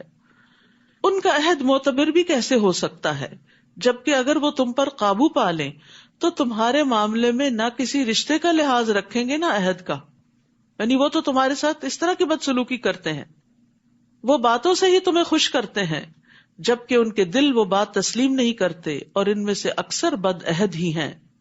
انہوں نے اللہ کی آیات کو تھوڑی سی قیمت پر بیچ دیا، پھر لوگوں کو اللہ کی راہ سے روک دیا، یعنی دنیاوی فائدوں کی خاطر دین کو قبول نہیں کیا اور لوگوں کو بھی اس سے روکا۔ انہم ساء ما کانوا یعملون، بہت برے ہیں وہ کام جو وہ کر رہے ہیں، یعنی تم ان کے ساتھ اب یہ سختی کا معاملہ کرنے سے کیوں ڈر رہے ہو؟ وہ کسی مومن کے معاملے میں نہ کسی قرابت کا لحاظ رکھتے ہیں نہ عہد کا، یعنی وہ تو تم سے دشمنی ہی رکھتے ہیں، اور یہی لوگ شرارتوں میں حد سے بڑھے ہوئے ہیں۔ ہاں، اگر یہ توبہ کر لیں، نماز قائم کریں اور زکوٰۃ ادا کرنے لگیں تو وہ تمہارے دینی بھائی ہیں۔ اخوت اسلامی کی بنیادیں بھی یہی ہیں، صرف زبانی بات کرنا کافی نہیں، عمل کر کے دکھانا ضروری ہے۔ اور ہم اپنے احکام کو ان لوگوں کے لیے تفصیل سے بیان کرتے ہیں جو علم رکھتے ہیں، اور اگر وہ معاہدہ کرنے کے بعد اپنی قسمیں توڑ دیں اور دین میں تانا زنی کرے، برا بھلا کہیں، تو کفر کے ان علمبرداروں سے جنگ کرو، ان کی قسموں کا کچھ اعتبار نہیں، اس لیے جنگ کرو کہ یہ باز آ جائیں، یعنی ان کو ان کے شر سے روکنے کے لیے۔ کیا تم ایسے لوگوں سے نہ لڑو گے جنہوں نے اپنی قسمیں توڑی اور انہوں نے ہی رسول کو مکہ سے نکال دینے کا قصد کر رکھا تھا؟ اور لڑائی کی ابتدا بھی انہوں نے کی، یعنی ہجرت انہی کی وجہ سے کرنی پڑی، اور پھر بدر کے میدان تک وہ پہنچے جو مدینہ کے قریب تھا. آپ صلی اللہ علیہ وسلم مکہ پر حملہ آور ہونے نہیں گئے تھے. کیا تم ان سے ڈرتے ہو؟ حالانکہ اللہ اس بات کا زیادہ حق رکھتا ہے کہ تم اس سے ڈرو اگر تم مومن ہو. تو یاد رکھیے، خوف، خشیت اور رہبت صرف اللہ سے ہونی چاہیے. فلا تخشوا الناس واخشونی، لوگوں سے نہ ڈرو، صرف مجھ سے ڈرو. تو جو اللہ سے ڈرتا ہے نا، اللہ تعالیٰ اس کے معاملات درست کر دیتا ہے، پھر اس کے دل سے لوگوں کا خوف بھی نکل جاتا ہے. اور جو لوگوں سے ڈر کے لوگوں سے ہی بنانے کی فکر کرتا ہے اور اللہ کو ناراض کر لیتا ہے تو لوگ بھی راضی نہیں ہوتے اور اللہ بھی ناراض ہوتا ہے، اور پھر انسان کہیں کا بھی نہیں رہتا. اسی لیے بار بار کہا وَإِيَّايَ فَاتَّقُونَ وَإِيَّايَ فَارْهَبُونَ. کیا مطلب ہے اللہ سے ڈرنے کا؟ نبی صلی اللہ علیہ وسلم نے فرمایا، تم اللہ سے اس طرح ڈرو گویا تم اللہ کو دیکھ رہے ہو. اگر یہ مرتبہ حاصل نہ ہو تو کم از کم اتنا یقین رکھو کہ بے شک اللہ تم کو دیکھ رہا ہے. یعنی ہر جگہ اللہ کے دیکھنے کا یقین ہو تمہارے اندر. اور اللہ کی خشیت کا فائدہ یہ ہوتا ہے، وَمَن يُطِعِ اللَّهَ وَرَسُولَهُ وَيَخْشَ اللَّهَ وَيَتَّقْهِ فَأُولَٰئِكَ هُمُ الْفَائِزُونَ. جو شخص اللہ اور اس کے رسول کی اطاعت کرے اور اللہ سے ڈرے اور اس سے تقوی اختیار کرے تو یہی لوگ کامیاب ہیں. اللہ کی خشیت کامیابی کی کنجی ہے. ان الذین یخشون ربهم بالغیب لهم مغفرۃ واجر کبیر. یقیناً جو لوگ اپنے رب سے بن دیکھے ڈرتے ہیں ان کے لیے بخشش اور بڑا اجر ہے.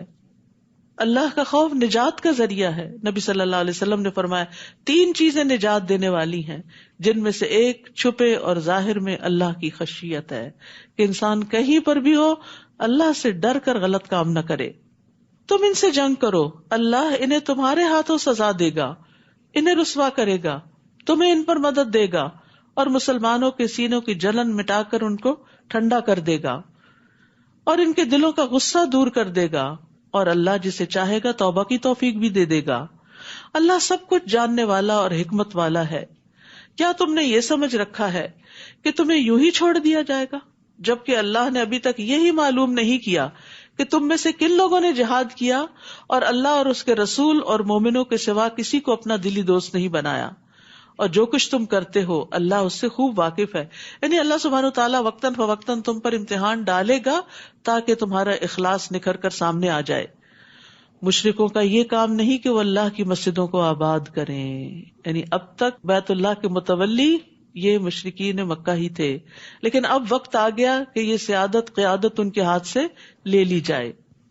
وہ تو خود اپنے آپ پر کفر کی شہادت دے رہے ہیں. یہی لوگ ہیں جن کے سب اعمال ضائع ہو گئے، مسجد کی خدمت، پانی پلانا، نجابت، حجابت، سب کچھ، اور وہ ہمیشہ دوزخ میں رہیں گے. اللہ کی مساجد کو آباد کرنا تو اس کا کام ہے جو اللہ پر اور آخرت کے دن پر ایمان لائے، نماز قائم کرے، زکوٰۃ ادا کرے اور اللہ کے سوا کسی سے نہ ڈرے. امید ہے کہ ایسے ہی لوگ ہدایت یافتہ ہوں گے. تو یاد رکھیے، مسجدوں کی آبادی بھی جبھی فائدہ دیتی ہے جب انسان عمل کرتا ہے، نماز ادا کرتا ہے. مسجد کو صرف چندہ دے دینا کافی نہیں، مسجد میں آ کے صرف صفائی کر لینا یا خوشبو لگا کے چلے جانا ہی کافی نہیں، یا پھر دیواروں پہ نقش و نگار کا اہتمام کرنا ہی کافی نہیں. مسجدوں کی آبادی صرف صفائی سے، صرف ڈرائنگز اور پینٹنگ سے نہیں ہوتی. مسجدوں کی آبادی نمازیں ادا کرنے سے ہوتی ہے، وہاں تعلیم کے حلقے کرنے سے ہوتی ہے. تو یہ مسلمانوں کی اجتماعی ذمہ داری ہوتی ہے کہ وہ مسجدیں آباد رکھیں، انہیں ویران ہونے سے بچائیں. وہ اللہ کا گھر ہیں، ہم اپنے گھروں کو چاہتے ہیں آباد رہیں، تو کیا اللہ کا گھر آباد نہیں کریں گے؟ سارا وقت اپنے گھر میں رہیں گے؟ نہیں، اللہ کے گھروں میں مستقل طور پر حاضری ایک دینی فریضہ ہے. مردوں کی نماز جماعتی سے ہوتی ہے، الا یہ کہ کوئی مجبوری ہو. تو یہاں پر اللہ سبحانہ تعالیٰ نے واضح کر دیا کہ مسجدوں کو آباد کرنے والے لوگ کون ہوتے ہیں، اور اس میں ایک خاص چیز بھی بتائی کہ صرف اللہ سے ڈرتے ہیں، کیونکہ مسجد آباد کرنے کے راستے میں بھی طرح طرح کے خوف ہوتے ہیں. جب انسان اللہ سے ڈرتا ہے تو پھر ہر قیمت پہ مسجد میں پہنچتا ہے. کیا تم نے حاجیوں کو پانی پلانے اور مسجد حرام کو آباد کرنے کو اس شخص کے کام کے برابر بنا دیا جو اللہ پر اور آخرت کے دن پر ایمان لائے اور اللہ کی راہ میں جہاد کرے؟ اللہ کے نزدیک یہ برابر نہیں ہو سکتے، اور اللہ ظالموں کو سیدھی راہ نہیں دکھاتا. یعنی حاجیوں کو پانی پلانا، کل ہم نے پڑھا تھا کہ پانی پلانے کا بہت بڑا اجر ہے، بلا شبہ نیکی کا بہت بڑا کام ہے، لیکن اس سے بھی بڑا کام بتایا جا رہا ہے. اور وہ کیا ہے؟ اللہ اور آخرت پر ایمان کے ساتھ اللہ کی راہ میں سخت محنت کرنا. تو صرف نیکی کے کاموں میں غریبوں کو کھانا کھلانا اور پانی پلانا ہی نہیں، اور صرف مسجد کی صفائی ستھرائی ہی نیکی نہیں، بلکہ اس سے آگے بڑھ کر ایمان کی ترقی اور اللہ کے راہ میں کوشش، یہ بہت ضروری ہے. اللہ کے نزدیک یہ برابر نہیں ہو سکتے. نیک اعمال تو بہت سے ہیں، لیکن ان میں سے افضل ترین اعمال اللہ کے راستے میں خود کو تھکانا ہے. اور اللہ ظالموں کو سیدھی راہ نہیں دکھاتا. وہ لوگ جو ایمان لائے اور ہجرت کی اور اپنے مالوں اور جانوں سے اللہ کی راہ میں جہاد کیا، اللہ کے ہاں ان کا درجہ بہت بلند ہے، اور ایسے ہی لوگ کامیاب ہیں. ان کا رب انہیں اپنی رحمت اور رضامندی کی خوشخبری دیتا ہے، اور ان کے لیے ایسے باغات ہیں جن کی نعمتیں دائمی ہیں. آپ دیکھیں، اگر آپ اللہ کے راستے میں نہ نکلیں اور لوگوں کو دین کی طرف نہ بلائیں تو مسجدیں آباد ہوں گی بھلا؟ یہ مسجد اس وقت جو آباد ہے تو یہ کس وجہ سے آباد ہے؟ صرف نماز پڑھنے کے لیے نہیں، اللہ کے دین کی تعلیم کی وجہ سے. اور اس کے پیچھے کتنے لوگوں کی کتنی محنت موجود ہے کہ جنہوں نے آپ تک دعوت پہنچائی اور یہاں لانے کا انتظام کیا، اور پھر ٹرانسپورٹ کا انتظام کیا، اور لوگوں کو مستقل طور پہ موٹیویٹ کیا، اور کئی کئی گھنٹے کا سفر کیا. یہ سب چیزیں جو ہیں یہ محنت سے تعلق رکھتی، جس میں انسان کو اپنا خون جلانا پڑتا ہے. ایک یہ ہے کہ آپ آئے آرام سے ہوور اٹھائیں، صفائی کریں، یہ بھی بڑی اچھی بات ہے، میں نہیں کہتی کہ صفائی چھوڑ دیں، لیکن وہ آرام کا کام ہے. انسان کا دل بھی خوش ہوتا ہے جو دیکھتا ہے اچھا مسجد صاف ہو رہی ہے، ماشاءاللہ بہت اچھا کام کر رہے ہیں، بہت اچھا کام کر رہے ہیں. لیکن جو اللہ کی طرف لوگوں کو بلاتا ہے اس کو تو چار باتیں بھی سننی پڑ جاتی کہ کیوں پیچھے پڑ جاتے ہو، آ جائیں گے جب ہمارا دل چاہے گا، اور یہ کوئی ضروری تو نہیں، اور کیا قرآن ہی پڑھنا نیکی ہے اور کام نہیں، ہم گھر والوں کی خدمت نہیں کر رہے، بچے نہیں پال رہے، یہ بھی تو نیکی، بلا شبہ نیکیاں ہیں. لیکن اگر وہ بچے دین پر ہی نہ رہے تو ان کو کھلانا پلانا اور بڑا کرنا اور پڑھانا اور کاروبار لگانا وہ کس کام آئے گا آپ کے؟ کیا ایسی اولاد صدقہ جاریہ بنے گی؟ تو اس کے لیے صرف مسجد کا امام کافی نہیں، مشکل کے وقت آپ اس کے بعد پکڑ کے لے جائیں اور وہ ایک سیشن میں اس کو مسلمان بنا دے. اس کے لیے آپ کے پاس علم ہونا ضروری ہے، آپ کے پاس ایمان ہونا ضروری ہے، تاکہ آپ ان کو مستقل طور پر روزانہ دین کی طرف دعوت دیتے رہیں. تو اس لیے مسلمان عورتوں کا بھی علم حاصل کرنا بے انتہا ضروری ہے. جاہل ماں جاہل اولاد پیدا کرتی. جس ماں کو خود علم کی قدر نہیں ہوتی، جو علم میں محنت نہیں کرتی، وہ بچوں کو بھی کچھ نہیں سکھا سکتی. اور نیچرل طریقے سے جو آپ چھوٹی چھوٹی باتیں سکھاتے ہیں وہ بڑے بڑے مدارس میں بھی نہیں سیکھ سکتے بچے، کیونکہ وہ آپ کے عمل سے بھی سیکھ رہے ہوتے ہیں، آپ کے رویے سے سیکھ رہے ہوتے ہیں. آپ اذکار کر رہے ہوتے ہیں، وہ آپ کا ہلتا وہ منہ دیکھ کے بھی سیکھ رہے ہوتے ہیں کہ ہماری ماں کوئی اچھا ہی کام کر رہی ہے. تو اس لیے ضروری ہے کہ آپ کو پتا ہو، اور اس کے لیے سخت محنت کی ضرورت ہوتی. یعنی گھر کے کاموں کے ساتھ ساتھ باہر کے کام کے لیے نکلنا محنت مانگتا ہے. تو جب ہم اپنی دنیا کے لیے نکل سکتے ہیں تو کیا دین کے لیے نہیں نکل سکتے؟ تو یہ افضل درجے کا کام ہے. ایک ایک قدم پر درجے بلند ہوتے ہیں، اور فرشتے اپنے پر بچھاتے ہیں، اور فرشتے ڈھانپ لیتے ہیں، اور آپ کا ذکر اللہ کے پاس ہوتا ہے. تو اس لیے اس کام کو معمولی نہ سمجھیں اور نیکی کا کام سمجھ کے کرتے رہے. اور پھر اس تعلیم کے دوران آپ کو طرح طرح کی ٹپس ملتی رہتی ہیں، اور ہر روز آپ کسی نئے کام کے لیے، نئے پروجیکٹ کے لیے صدقہ کرتے ہیں، اور ایک نیا راستہ ڈھونڈتے ہیں، ایک نئی نیکی میں اضافہ ہوتا ہے، اور اس طرح آپ پروگرس کرتے ہیں، گرو کرتے ہیں، اور موسٹ پروڈکٹیو زندگی بسر کرتے ہیں. ان کا رب انہیں اپنی رحمت اور رضامندی کی خوشخبری دیتا ہے، اور ان کے لیے ایسے باغات ہیں جن کی نعمتیں دائمی ہیں، وہ ان میں ہمیشہ رہیں گے. بلا شبہ اللہ کے ہاں ان کے لیے بہت بڑا اجر ہے. اے ایمان والو، اگر تمہارے باپ اور تمہارے بھائی ایمان کے مقابلے میں کفر کو پسند کریں تو انہیں بھی اپنا دوست مت بناؤ، اور تم میں سے جو شخص انہیں اپنا دوست بنائے تو ایسے ہی لوگ ظالم ہیں. ان کے ساتھ خیر خواہی تو ہوگی، لیکن پھر وہ دلی محبت نہیں رہے گی، وہ تو صرف ایمان والوں سے ہی ہو سکتی ہے. قل ان كان آباؤكم وأبناؤكم وإخوانكم وأزواجكم وعشيرتكم وأموال اقترفتموها وتجارة تخشون كسادها ومساكن ترضونها أحب إليكم من الله ورسوله وجهاد في سبيله فتربصوا حتى يأتي الله بأمره والله لا يهدي القوم الفاسقين. اے نبی، آپ مسلمانوں سے کہہ دیجئے، اگر تمہیں اپنے باپ، اپنے بیٹے، اپنے بھائی، اپنی بیویاں یا ازواج، اپنے کنبے والے یعنی فیملی، برادری، خاندان، رشتہ دار، اور وہ مال جو تم نے کمائے ہیں، اور تجارت جس کے مندہ پڑ جانے سے تم ڈرتے ہو کہ اگر ہم اپنے بزنس پہ حاضر نہیں ہوں گے تو بزنس کم ہو جائے گا، اور تمہارے مکان جو تمہیں پسند ہے کہ انہی کی صفائی ستھرائی میں لگے رہتے ہو، اللہ اور اس کے رسول اور اس کی راہ میں جہاد سے زیادہ محبوب ہیں، یہ ساری چیزیں زیادہ پسند ہیں، تو انتظار کرو یہاں تک کہ اللہ اپنا حکم لے آئے، پھر دیکھیں اللہ تمہارے ساتھ کیا معاملہ کرتا ہے. اور اللہ نافرمان لوگوں کو ہدایت نہیں دیتا. یاد رکھیے زندگی کے ہر معاملے میں اللہ اور اس کے رسول کو آگے رکھنا ہوگا، ان کی اطاعت کو، ان کے قول کو، ان کی رضا کو، خوف اور امید بھی اللہ سے بڑھ کر کسی اور سے نہیں. اگر ایسا نہیں تو پھر اللہ سبحانہ وتعالی اپنا فیصلہ لے آئے گا. تو ایمان والے وہ ہیں جن کو اللہ اور اس کا رسول ان کے علاوہ سے زیادہ محبوب نہ ہو، اور اگر کوئی زبان سے دعویٰ کرے تو یہ دعویٰ ان کا جھوٹا ہوگا اور وہ اپنے قول سے اپنی ہی بات کو جھٹلا رہا ہوگا. تو اس لیے ضروری ہے کہ ہماری محبتوں کا محور اور مرکز اللہ اور اس کا رسول اور اس کے راہ میں محنت ہو. ہمیں اپنے گھر والوں سے زیادہ، اپنی ذات سے زیادہ، اپنے مال اور اولاد سے زیادہ اللہ اور اس کے رسول سے محبت ہونی چاہیے. رسول اللہ صلی اللہ علیہ وسلم نے فرمایا، کوئی بندہ اس وقت تک مومن نہیں ہو سکتا جب تک کہ میں اس کے نزدیک اس کے گھر والوں، اس کے مال اور تمام لوگوں سے زیادہ محبوب نہ ہو جاؤں.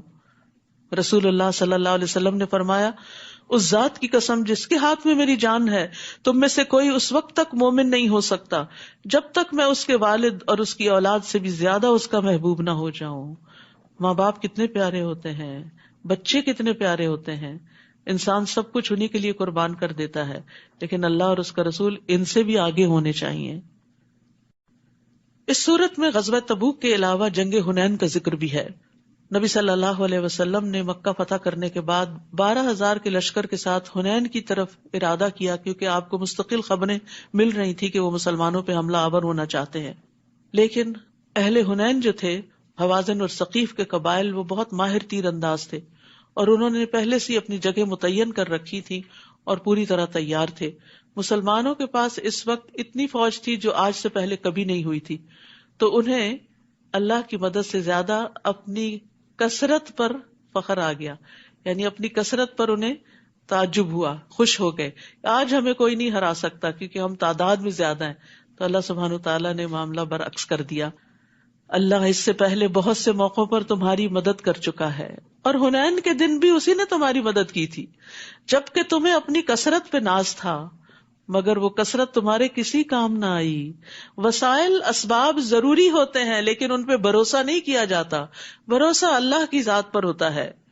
اور زمین اپنی فراخی کے باوجود تم پر تنگ ہو گئی اور تم پیٹھ دکھا کر بھاگ کھڑے ہوئے. یعنی حوازن اور ثقیف قبائل کے تیر اندازوں نے مسلمانوں پہ وہ تیر برسائے کہ مسلمان پلٹ گئے. ثم انزل اللہ سکینتہ علی رسولہ وعلی المؤمنین، پھر اللہ نے اپنے رسول اور مومنوں پر تسکین نازل کی، سکینت اتاری، اور ایسے لشکر اتارے جو تمہیں نظر نہیں آتے تھے، یعنی فرشتوں سے مدد کی، اور کافروں کو سزا دی، اور کافروں کا یہی بدلہ ہے. یہاں بھی مسلمانوں کو کثیر تعداد میں جنگی قیدی اور مال غنیمت حاصل ہوا تھا، اور یہ سب اللہ کی مدد سے ہوا. پھر اس کے بعد اللہ جسے چاہتا ہے توبہ کی توفیق دے دیتا ہے، اور وہ درگزر کرنے والا اور رحم کرنے والا ہے. یہ حنین والے طائف کے علاقے کے لوگ تھے. آپ کو معلوم ہے طائف والوں نے نبی صلی اللہ علیہ وسلم سے کیا معاملہ کیا تھا، لیکن جب نبی صلی اللہ علیہ وسلم نے ان کے قیدی واپس کر دیے تو وہ کثرت سے مسلمان ہو گئے. یہ وہی لوگ جو کل تک آپ کے دشمن تھے اور آپ کو کہا بھی گیا کہ آپ بدلہ لے سکتے ہیں ان سے، آپ نے فرمایا شاید ان کی نسلوں میں سے کوئی مسلمان ہو جائے. تو آج یہ لوگ مسلمان ہو گئے، اور پھر انہی کی نسلوں میں سے محمد بن قاسم اور بہت سے لوگ نکلے جو مسلمانوں کے لیے کامیابیوں کا ذریعہ بنے. اے ایمان والو، مشرک ناپاک لوگ ہیں، لہٰذا اس سال کے بعد وہ مسجد حرام کے قریب بھی نہ پھٹکنے پائیں. اب داخلہ بند کر دیا گیا. یہ ساری پریویلیجز، یہ ساری پروویژنز کیوں لی جا رہی ہیں واپس؟ تاکہ انہیں احساس ہو کہ وہ غلط کر رہے ہیں اور وہ ہدایت کی طرف پلٹ آئیں.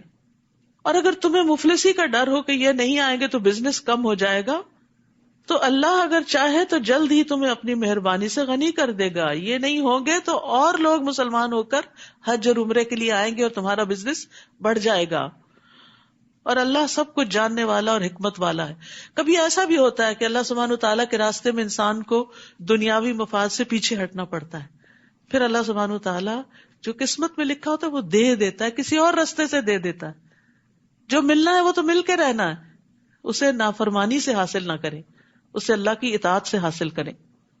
تو رزق کی تقسیم مخلوق کے ہاتھ میں نہیں ہے. فقر سے مت ڈرو. مشرکین مکہ جو تھے وہ مکہ میں غلہ لاتے تھے، تو اب ان کو وہاں آنے سے روک دیا گیا، تو مسلمانوں کو ڈر ہوا کہ اب غذائی قلت ہو جائے گی. تو کہا کہ نہیں، اللہ اپنے فضل سے غنی کرے گا.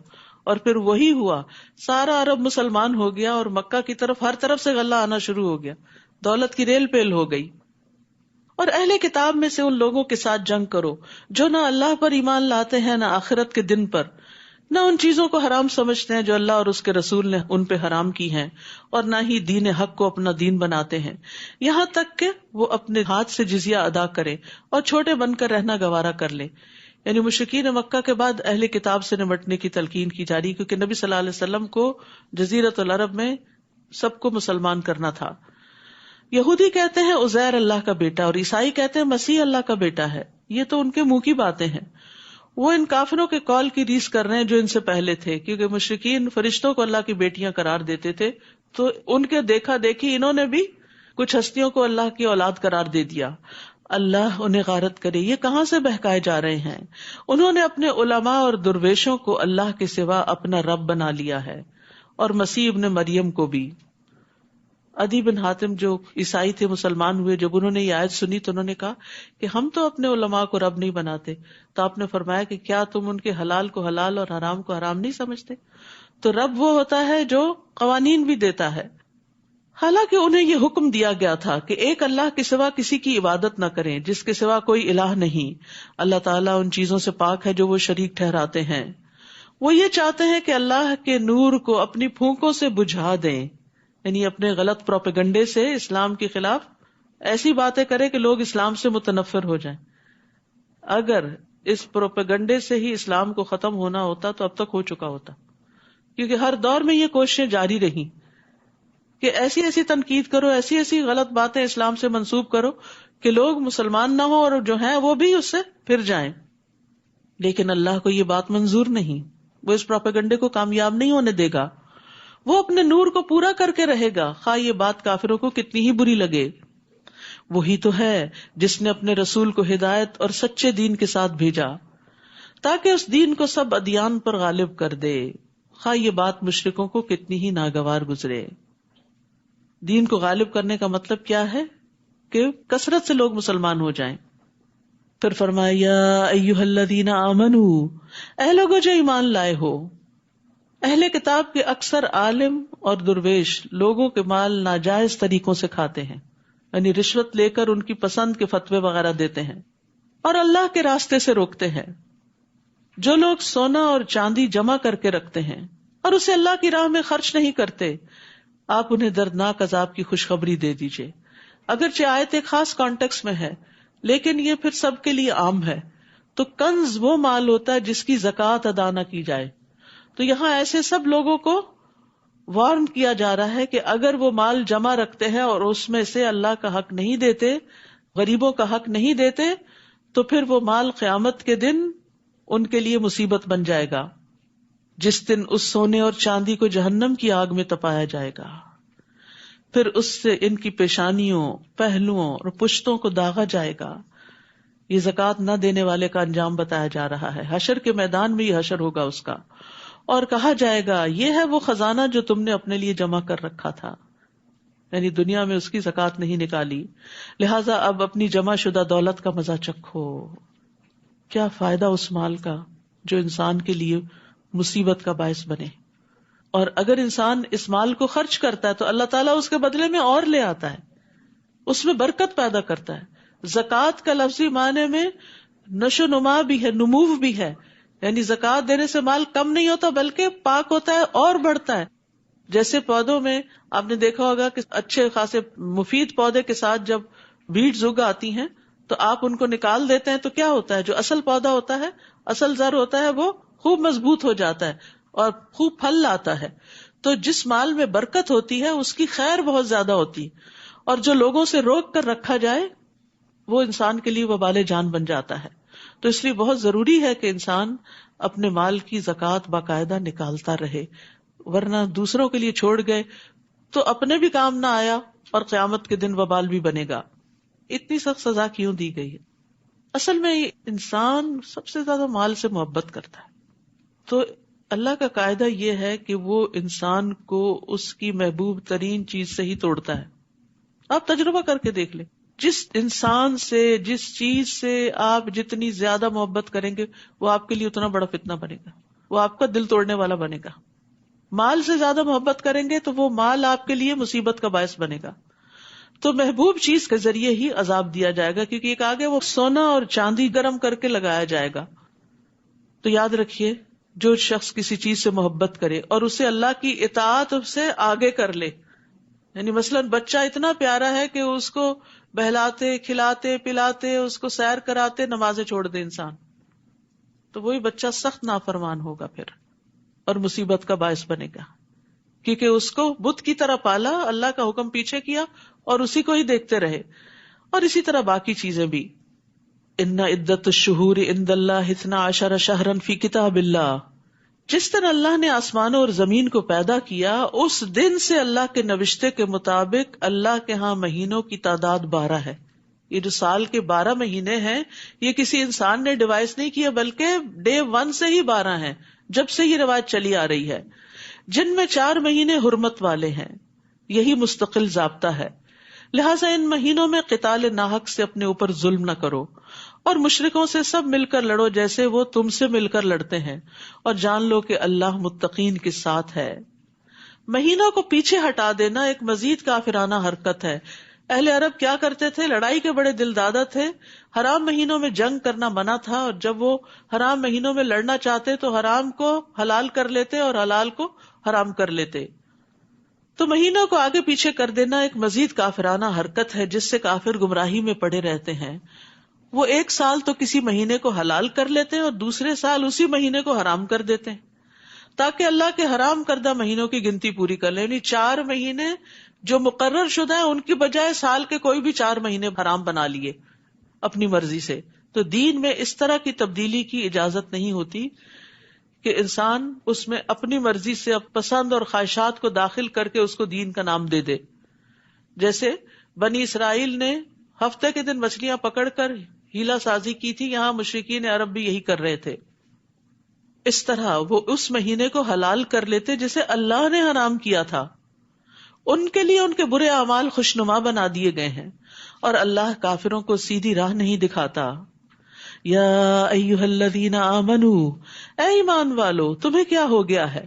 جب تمہیں کہا جائے کہ اللہ کی راہ میں جہاد کے لیے نکلو تو تم زمین کی طرف بچھ جاتے ہو۔ اب غزوہ تبوک کی طرف اشارہ ہے، 600 میل دور، اور پھر سخت گرمی کا موسم، کھجوروں کے باغ پکے ہوئے، اور سب کو نکلنے کی دعوت دی گئی، یعنی یہ فرض درجے میں حکم تھا، یعنی فرض کفایہ نہیں تھا، لازم فرض تھا۔ تو اب سب کے لیے نکلنے میں مشکل ہوئی۔ کیا تم نے آخرت کے مقابلے میں دنیا کی زندگی کو پسند کر لیا ہے؟ دنیا کی رونقیں اور دنیا کے مال اور اسباب اور گھر اور آرام اور ٹھنڈا سایہ اور پانی اور سکون، بس یہی تمہارا مقصد زندگی بن کے رہ گیا؟ اپنے آرام کو قربان نہیں کرو گے؟ حالانکہ آخرت کے مقابلے میں دنیاوی زندگی کا فائدہ بالکل تھوڑا سا ہے، یہ چند دن کی راحت اور پھر ہمیشہ کی تکلیف۔ تو یہاں پر مسلمانوں کو دنیا کی راحت کو آخرت کی راحت پر مقدم کرنے کی وجہ سے ڈانٹ مل رہی ہے، کیونکہ آخرت کی راحت دنیا کی مشقت کے بغیر حاصل نہیں کی جا سکتی. یاد رکھیے. اور آئندہ آ رہے ہیں دن مشقت والے، دن بھی اور راتیں بھی، کھانا اور نیند اور آرام سب کچھ قربان اللہ کی خاطر. کیا حاصل کرنے کے لیے؟ آخرت کی جنت پانے کے لیے. نبی صلی اللہ علیہ وسلم نے فرمایا، جس نے دنیا طلب کی اس نے اپنی آخرت کو نقصان پہنچایا.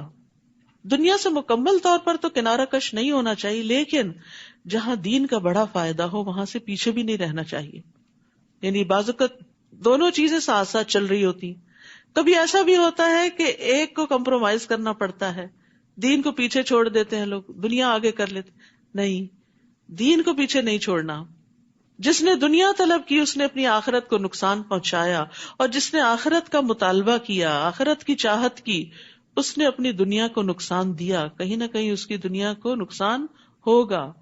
بس تم باقی رہنے والی آخرت کی خاطر فنا ہونے والی دنیا کا نقصان ہونے دو، کوئی بات نہیں. اگر ہو بھی گیا تو آخرت میں ایک ایک چیز کا بدلہ مل جائے گا.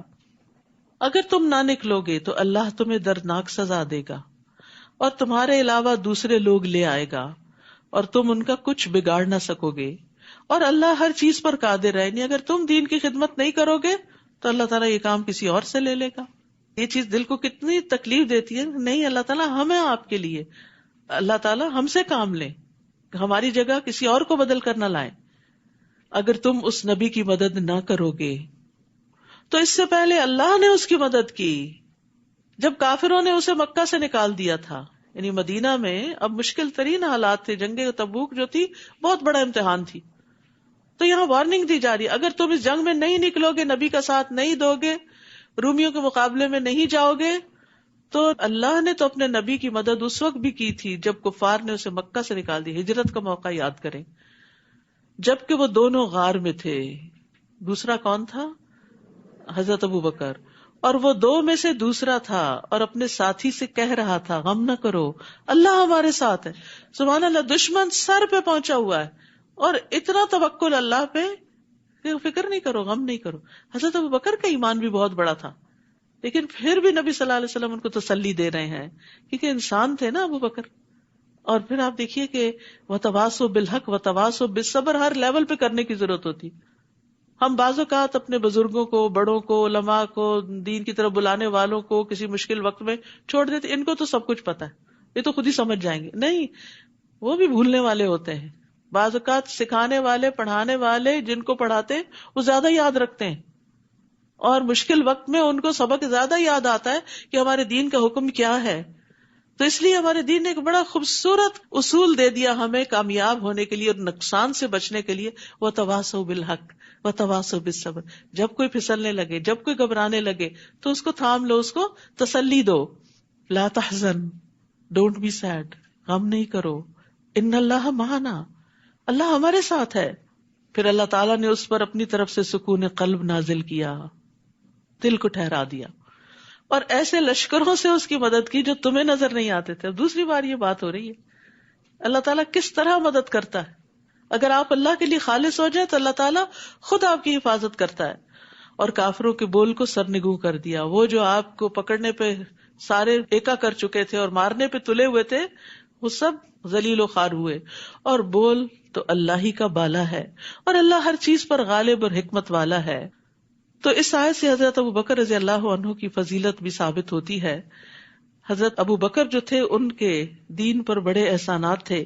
عبداللہ بن عباس کہتے ہیں کہ رسول اللہ صلی اللہ علیہ وسلم اپنے مرض وفات میں باہر تشریف لائے، سر پہ پٹی بندھی ہوئی تھی. آپ ممبر پہ بیٹھے، اللہ کی حمد و ثنا کی اور فرمایا، کوئی شخص بھی ایسا نہیں جس نے ابو بکر بن قحافہ سے زیادہ مجھ پر اپنی جان و مال کے ذریعے احسان کیا ہو. اور اگر میں کسی کو لوگوں میں سے خلیل بناتا تو ابو بکر کو بناتا، لیکن اسلام کی دوستی سب سے افضل ہے. میری طرف سے ابو بکر کی کھڑکی چھوڑ کر اس مسجد کی تمام کھڑکیاں بند کر دی جائیں. اور یہ ان کے احسان کی وجہ سے ان کو اعزاز دیا گیا تھا کہ ان کی کھڑکی کھلی رکھی گئی. وہ نبی صلی اللہ علیہ وسلم پر بہت خرچ کرنے والے تھے. رسول اللہ صلی اللہ علیہ وسلم نے فرمایا، ابو بکر کے مال نے مجھے جتنا نفع پہنچایا اتنا کسی کے مال نے نفع نہیں پہنچایا. یہ سن کر ابو بکر رو پڑے اور عرض کیا اللہ نے مجھے صرف آپ کے ذریعے فائدہ پہنچایا، اللہ نے مجھے صرف آپ کے ذریعے فائدہ پہنچایا، اللہ نے مجھے صرف آپ کے ذریعے فائدہ پہنچایا کہ آپ اسلام لے کر آئے، آپ دین لے کر آئے، ورنہ ہم جہالت میں ڈوبے ہوئے تھے۔ ابو بکر رضی اللہ عنہ رسول اللہ صلی اللہ علیہ وسلم کے ساتھ مکہ میں لازم ہو گئے تھے، ہر جگہ آپ کے ساتھ رہتے تھے۔ جب آپ تبلیغ کے لیے نکلتے ساتھ جاتے، آپ کو لوگوں کے قبائل کے بارے میں بہت معلوم تھا تو آپ کو گائیڈ کرتے کہ کس قبیلے سے کس طرح بات کی جائے۔ غار ثور میں بھی آپ کے ساتھ ہی تھے، ہجرت میں بھی آپ کے ساتھ ہی تھے۔ ہجرت کا حکم آنے سے 4 مہینے پہلے ہی اونٹنیاں پالنی شروع کر دی تھی، اس امید پہ کہ شاید مجھے بھی آپ کا ساتھ نصیب ہو جائے۔ پھر مدینہ میں بھی آپ کے ساتھ ہر جنگ میں حاضر رہے، بدر، احد، خندق، فتح مکہ، حنین، تبوک، کہیں بھی آپ کا ساتھ نہیں چھوڑا۔ یہ آپ کے ساتھ وزیر کی طرح تھے، اور پھر مرنے کے بعد بھی اللہ نے ان کو آپ کا ساتھ دیا۔ آج ہم سب گواہ ہیں کہ حجرہ مبارک میں آپ کی قبر نبی صلی اللہ علیہ وسلم کے ساتھ ہے۔ اس سے بڑا کسی کا مقام کیا ہو سکتا ہے کہ اس کو مرنے کے بعد اتنی اچھی عاقبت نصیب ہو اور اتنا اچھا ساتھ نصیب ہو، کیونکہ دنیا میں انہوں نے سخت ترین حالات میں آپ کا ساتھ دیا تھا۔ تو جو شخص دنیا میں قربانی کرتا ہے، دین کا مددگار بنتا ہے، انصار اللہ بنتا ہے، تو اللہ تعالیٰ دنیا میں بھی اور آخرت میں بھی اس کی مدد کرتا ہے۔ اور پھر یہاں لا تحزن، غم نہ کرو۔ غم جو ہے یہ انسان کی صلاحیتوں کو کھا جانے والا ہوتا ہے، اس لیے حد الوسع کوشش کرنی چاہیے کہ غم اور ڈپریشن سے انسان باہر نکلے۔ اس کے لیے دوا بھی کھائے، دعا بھی کرے، کوششیں بھی کرے، ہر طرح کی محنت کرے۔ اور دعاؤں میں خصوصی یہ دعا، اللہم انی اعوذ بک من الہم والحزن والعجز والکسل والبخل والجبن وضلع الدین وغلبۃ الرجال، اتنی جامع دعا ہے یہ۔ اے اللہ میں تیری پناہ مانگتا ہوں دکھ سے، غم سے، عاجزی سے، سستی سے، بخل سے، بزدلی سے، قرضداری کے بوجھ سے، اور ظالم کے اپنے اوپر غلبے سے۔ اور غم کے وقت اللہ ہی کو پکارنا چاہیے۔ نبی صلی اللہ علیہ وسلم پر پریشانی آتی تو آپ لا الہ الا اللہ العظیم الحلیم، لا الہ الا اللہ رب العرش العظیم، لا الہ الا اللہ رب السماوات ورب الارض ورب العرش الکریم پڑھا کرتے تھے۔ یہ دعائیں یہاں ایاک نستعین کتاب جو ہے اس کے اندر موجود ہے، اور الگ کارڈز کی شکل میں بھی موجود ہیں۔ ہر وقت انسان اپنے بیگ میں یہ کہیں رکھے، جب کبھی دل پہ بوجھ آنے لگے، پریشانی آنے لگے، فوراً اللہ کو پکارے۔ رسول اللہ صلی اللہ علیہ وسلم کے الفاظ میں، انفروا خفافا وثقالا وجاہدوا باموالکم وانفسکم فی سبیل اللہ ذالکم خیر لکم ان کنتم تعلمون۔ ہلکے بھی نکلو اور بوجھل بھی نکلو، آسانی یا مشکل ہے نکلو۔ سفر دور کا تھا لیکن مومنوں کو ابھارا گیا۔ اور اپنے اموال اور جانوں سے اللہ کی راہ میں جہاد کرو، یہی بات تمہارے حق میں بہتر ہے اگر تم جانتے ہو۔ تو اس آیت سے پتہ چلتا ہے کہ مال کے ساتھ جہاد کرنا نفس کے ساتھ جہاد کرنے سے زیادہ مقدم، یعنی دین کی سپورٹ میں اپنا مال نکالتے رہنا۔ یہ نہیں کہ کسی ایک دن نکال دیا کا کافی ہو گیا، ہر روز کچھ نہ کچھ نکالا کریں، جب جب موقع ہو نکالتے چلے جایا کریں تاکہ اللہ کے دین کو قوت حاصل ہو۔ تو یہاں اللہ سبحانہ تعالیٰ نے دونوں کا ذکر کر دیا۔ بعض اوقات ہم صرف مال دے کے خود پیچھے ہٹ جاتے ہیں کہ ہم نے سپورٹ کر دیا نا کسی بھی کاز کو، کسی بھی مشن کو، اور ہمارے پاس ٹائم نہیں، ہم دنیا کمانے میں لگے ہوئے ہیں، ہمارا مال لو تم لوگ وقت لگاؤ، اور وہ صرف چند لوگ گنتی کے رہ جاتے ہیں، پھر وہی ہر کام میں حاضر ہوتے ہیں جن سے سب کچھ کرنا بھی مشکل ہوتا ہے۔ جتنے زیادہ ہاتھ ہوں گے اتنا ہی کام جلدی نپٹے گا نا، اتنا ہی پھیلے گا، اتنا ہی بڑھے گا۔ تو صرف اپنا مال والنٹیئر نہیں کیا کریں، اپنا وقت بھی کیا کریں، کچھ نہ کچھ وقت خیر کے کسی کام میں ضرور لگایا کریں، اس سے آپ کے دل کی پریشانیاں ختم ہوگی۔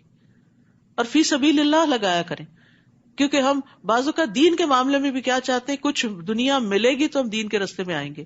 ٹھیک ہے، اگر آپ سارا کچھ چھوڑ کر صرف یہی کر رہے ہیں تو آپ کا کچھ حق بنتا ہے، مسلمانوں کو بھی غنیمت میں سے ملتا تھا۔ لیکن اگر اللہ نے آپ کو دوسرے وسائل سے بہت کچھ دیا ہوا ہو تو مال اور جان دونوں اس راستے میں لگائے اونچے درجے پانے کے لیے۔ لو کان عرضا قریبا وسفرا قاصدا، اگر دنیاوی فائدہ قریب نظر آتا اور سفر بھی واجبی سا ہوتا، یعنی 600-700 میل دور نہ جانا ہوتا، تو یہ منافق آپ کے ساتھ ہو لیتے، یہ بھی چل پڑتے کہ کچھ حاصل ہوگا، غنیمت ملے گی، کچھ لوٹ کر آئیں گے۔ مگر یہ مسافت انہیں کٹھن معلوم ہوئی تو لگے اللہ کی قسمیں کھانے، اگر ہم تمہارے ساتھ نکل سکتے تو ضرور نکلتے۔ بہانے کرنے لگے، قسمیں کھا کے اپنے عذر بتانے لگے یہ لوگ اپنے آپ ہی کو ہلاک کر رہے ہیں. ایسی قسموں سے اللہ نہیں مطمئن ہوتا، اور اللہ خوب جانتا ہے کہ یہ لوگ یقیناً جھوٹے ہیں. اے نبی، اللہ آپ کو معاف کر دے، آپ نے انہیں کیوں پیچھے رہنے کی اجازت دی؟ حتیٰ کہ آپ پہ یہ واضح ہو جاتا کہ ان میں سے سچے کون ہیں اور جھوٹے کون.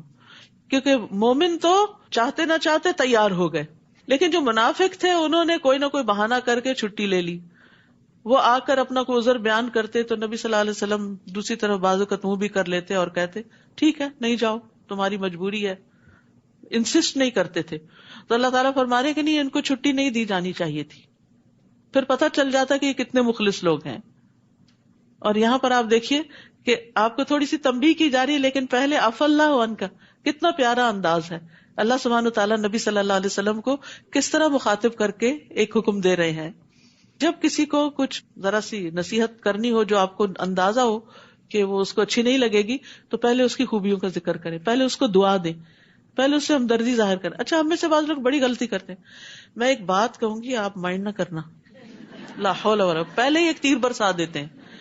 بندہ خوف زدہ ہو جاتا ہے، اللہ رحم کرے، پتہ نہیں کون سا پہاڑ ٹوٹنے لگا ہے، اور ساری توجہ اس پہ چلی جاتی ہے، اور وہ جو نصیحت کرنی ہوتی ہے ادھر دھیان کم ہی جاتا ہے، اور آپ کی بات افیکٹو ہی نہیں رہتی. قرآن یہ حکمتیں سکھاتا ہے. یہاں سے یہ سیکھیں، اگر آپ نے اپنے بچے کو بھی گھر سے شروع کریں، مشکل سے مشکل کام کہنا تو پہلے اس کی تعریف کریں، اس کا حوصلہ بڑھائیں، اسے کہیں کہ ماشاءاللہ فلاں جگہ فلاں وقت میں تم نے یہ کمال کر دکھایا، تو مجھے تم سے امید ہے کہ تم یہ کام بھی کر جاؤ گے، کیا خیال ہے، چلو یہ کرتے ہیں بس. اور وہ خوش ہو کے شروع ہو جائیں گے. لیکن ہم کہتے ہیں نکمے ہو، کچھ نہیں کیا، اب بھی تم سے کوئی توقع نہیں، لیکن یہ کہ کرنا ہی پڑے گا تمہیں. ایسے نہیں ہوتا، ہم اپنی بات خود ہی گنوا دیتے، یا پیچھے ہی پڑ جاتے ہیں اور دوسرے کو سوچنے کا بھی موقع نہیں دیتے. تو جب مشکل ڈالنی ہو کسی پہ، پہلے آسانی سے بات کریں، پہلے ذہنی طور پہ تیار کریں. جب گراؤنڈ پریپیئر ہوتا ہے، زمین کو نرم کر لیا جاتا ہے، تو ہر طرح کا بیج قبول ہو جاتا ہے، اور پھر تھوڑا تھوڑا پانی بھی ڈالتے رہیں تاکہ وہ زمین نرم ہی رہے، پودا اگ سکے.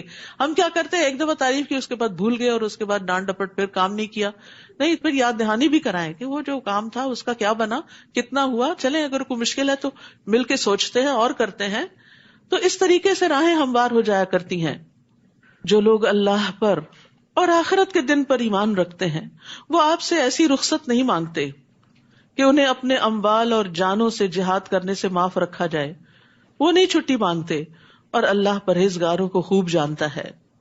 آپ سے رخصت صرف وہی لوگ مانگتے ہیں جو اللہ پر اور آخرت پر ایمان نہیں رکھتے اور ان کے دل شک میں پڑے ہوئے ہیں، وہ اپنے اسی شک میں متردد ہیں. یاد رکھیے، بعض اوقات دین کا جو کام ہوتا ہے نا، وہ چھٹی کے دن بھی کرنا پڑ جاتا ہے. یعنی جب سب کی چھٹی ہوتی ہے اس دن آپ کو کام کرنا پڑ جاتا ہے. جب سب لوگ چلے جاتے ہیں، ٹریول کر جاتے ہیں، آپ کو ان کی جگہ فل ان کرنا پڑتا ہے. تو اس وقت بیزار ہو کے کام نہ کریں، سعادت سمجھ کے کریں کہ اللہ نے مجھے چنا. اگر وہ لوگ ہوتے تو میں کہاں اس قابل تھی. لیکن عموماً انسانی نفسیات ہیں، جب دیکھتا سب بھاگ رہے ہیں تو انسان کہتا ہے میں بھی بھاگ چلوں. تو اس موقع پر بھی اپنے آپ کو قابو میں رکھنا چاہیے. اور جہاں جس کام کے لیے کوئی تیار نہ ہونا تو اپنے آپ کو پیش کر دیا کریں کہ یہ میں کر لوں گی، مجھے دے دیں. کیونکہ اپنے ذاتی کاموں کو ہم سب بڑے شوق سے کرتے ہیں. گھر میں مہمان آ رہے ہوں، کرسیاں لگانی ہو، سب بھاگ بھاگ کے کریں گے. لیکن مسجد میں اگر لگانی پڑے تو ہم ہی رہ گئے والنٹیئر کرنے کو، اور لوگ کہاں ہیں. آپ کو اللہ نے موقع دیا ہے، شکر کریں کہ آپ سے کوئی خدمت لی. تو اس لیے نیکی کے کاموں میں جو فی سبیل اللہ ہو، پیچھے نہ رہا کریں، کیونکہ وہ صرف اللہ کے لیے ہو رہے ہوتے ہیں. اور دین آگے نہیں بڑھتا جب تک ہم فرض کے ساتھ نفل ادا نہ کریں. کیونکہ ہم فرائض کو، میری ڈیوٹی کیا ہے، میرا دن کون سا ہے، میرا ٹائم کون سا ہے، بس اتنے کے لیے میں حاضر ہوں، اس کے بعد مجھے کانٹیکٹ نہ کریں، اس ٹائم کے بعد مجھے کوئی میسج نہ کریں. یہ کیا ٹرینڈ ہے، یہ کیا طریقہ ہے. بعض اوقات ایمرجنسیز بھی ہوتی ہیں، ہر کام صرف وقت کے اندر پورا نہیں ہوتا. اور کتنا ہی وقت ایسا ہوتا ہے جب ہم کوئی کام بھی نہیں کر رہے ہوتے، اس وقت کا ہی کفارہ ادا کر دیں کہ جب آپ اس ٹائم کی پیمنٹ لے رہے تھے اور آپ کے پاس کوئی کام نہیں تھا، اور اب آپ سے آفٹر آور کوئی کام کرنے کو کہا جا رہا ہے، تو اس میں کر کے اپنے اس وقت کا بھی کفارہ دے دیں. تو دین کے کام میں چاہے وہ کہیں ہو، ایک کیل ہی ٹھوکنا کیوں نہ ہو، سعادت کا باعث سمجھے. جب تک ٹھکا رہے گا آپ کا اجر لکھا جائے گا. کہیں پینٹ ہی کیوں نہ کرنا، جب تک وہ برش پھرا رہے گا، تلاوت سنتا رہے گا مسجد میں، اجر آپ کو ملتا رہے گا. فاستبقوا الخیرات، نیکیوں میں آگے بڑھیں. آپ سے رخصت صرف وہی لوگ مانگتے ہیں جو اللہ پر اور آخرت پر ایمان نہیں رکھتے اور ان کے دل شک میں پڑے ہوئے ہیں اور وہ اپنے اسی شک میں متردد ہیں کیا کریں کیا نہ کریں. کیونکہ جب انسان دین کے کام سے پیچھے ہٹتا ہے نا تو چین نہیں آتا اس کو, وہ بے چینی ضرور لگی رہتی ہے. جب نہ کر دیتا نا انسان کسی خیر سے تو پھر اس کے بعد آرام کی نیند نہیں سو سکتا. اگر ان کا نکلنے کا ارادہ ہوتا تو وہ اس کے لیے کچھ تیاری بھی کرتے, نظر آتا کہ ہاں واقعی انٹرسٹڈ ہیں آپ کا ساتھ دینے کو, لیکن اللہ کو ان کی روانگی پسند ہی نہ تھی, لہٰذا اس نے انہیں سست بنا دیا, استغفر اللہ, اور کہہ دیا گیا تم بیٹھ رہنے والوں کے ساتھ ہی بیٹھے رہو. یعنی پھر اللہ تعالیٰ توفیق چھین لیتا ہے. نیکی کے کسی کام میں پیچھے رہ جانا خوشی کی بات نہیں, بڑے افسوس کی بات ہے کہ اللہ نے چنا ہی نہیں. اگر وہ نکلتے بھی, آپ صلی اللہ علیہ وسلم کو سمجھایا جا رہا ہے کہ اگر یہ منافق آپ کے ساتھ نکلتے بھی تو تمہارے اندر خرابی میں اضافہ کرتے, فتنہ فساد ہی کریٹ کرتے رہتے اور تمہارے درمیان فتنہ پردازی کے لیے ادھر ادھر دوڑتے پھرتے, لوگوں کو تمہارے خلاف بہکاتے, ساتھ آنے والوں کے حوصلے پست کرتے. پھر تم میں بھی کچھ لوگ ایسے ہیں جو ان کی باتیں بڑے دھیان سے سنتے ہیں.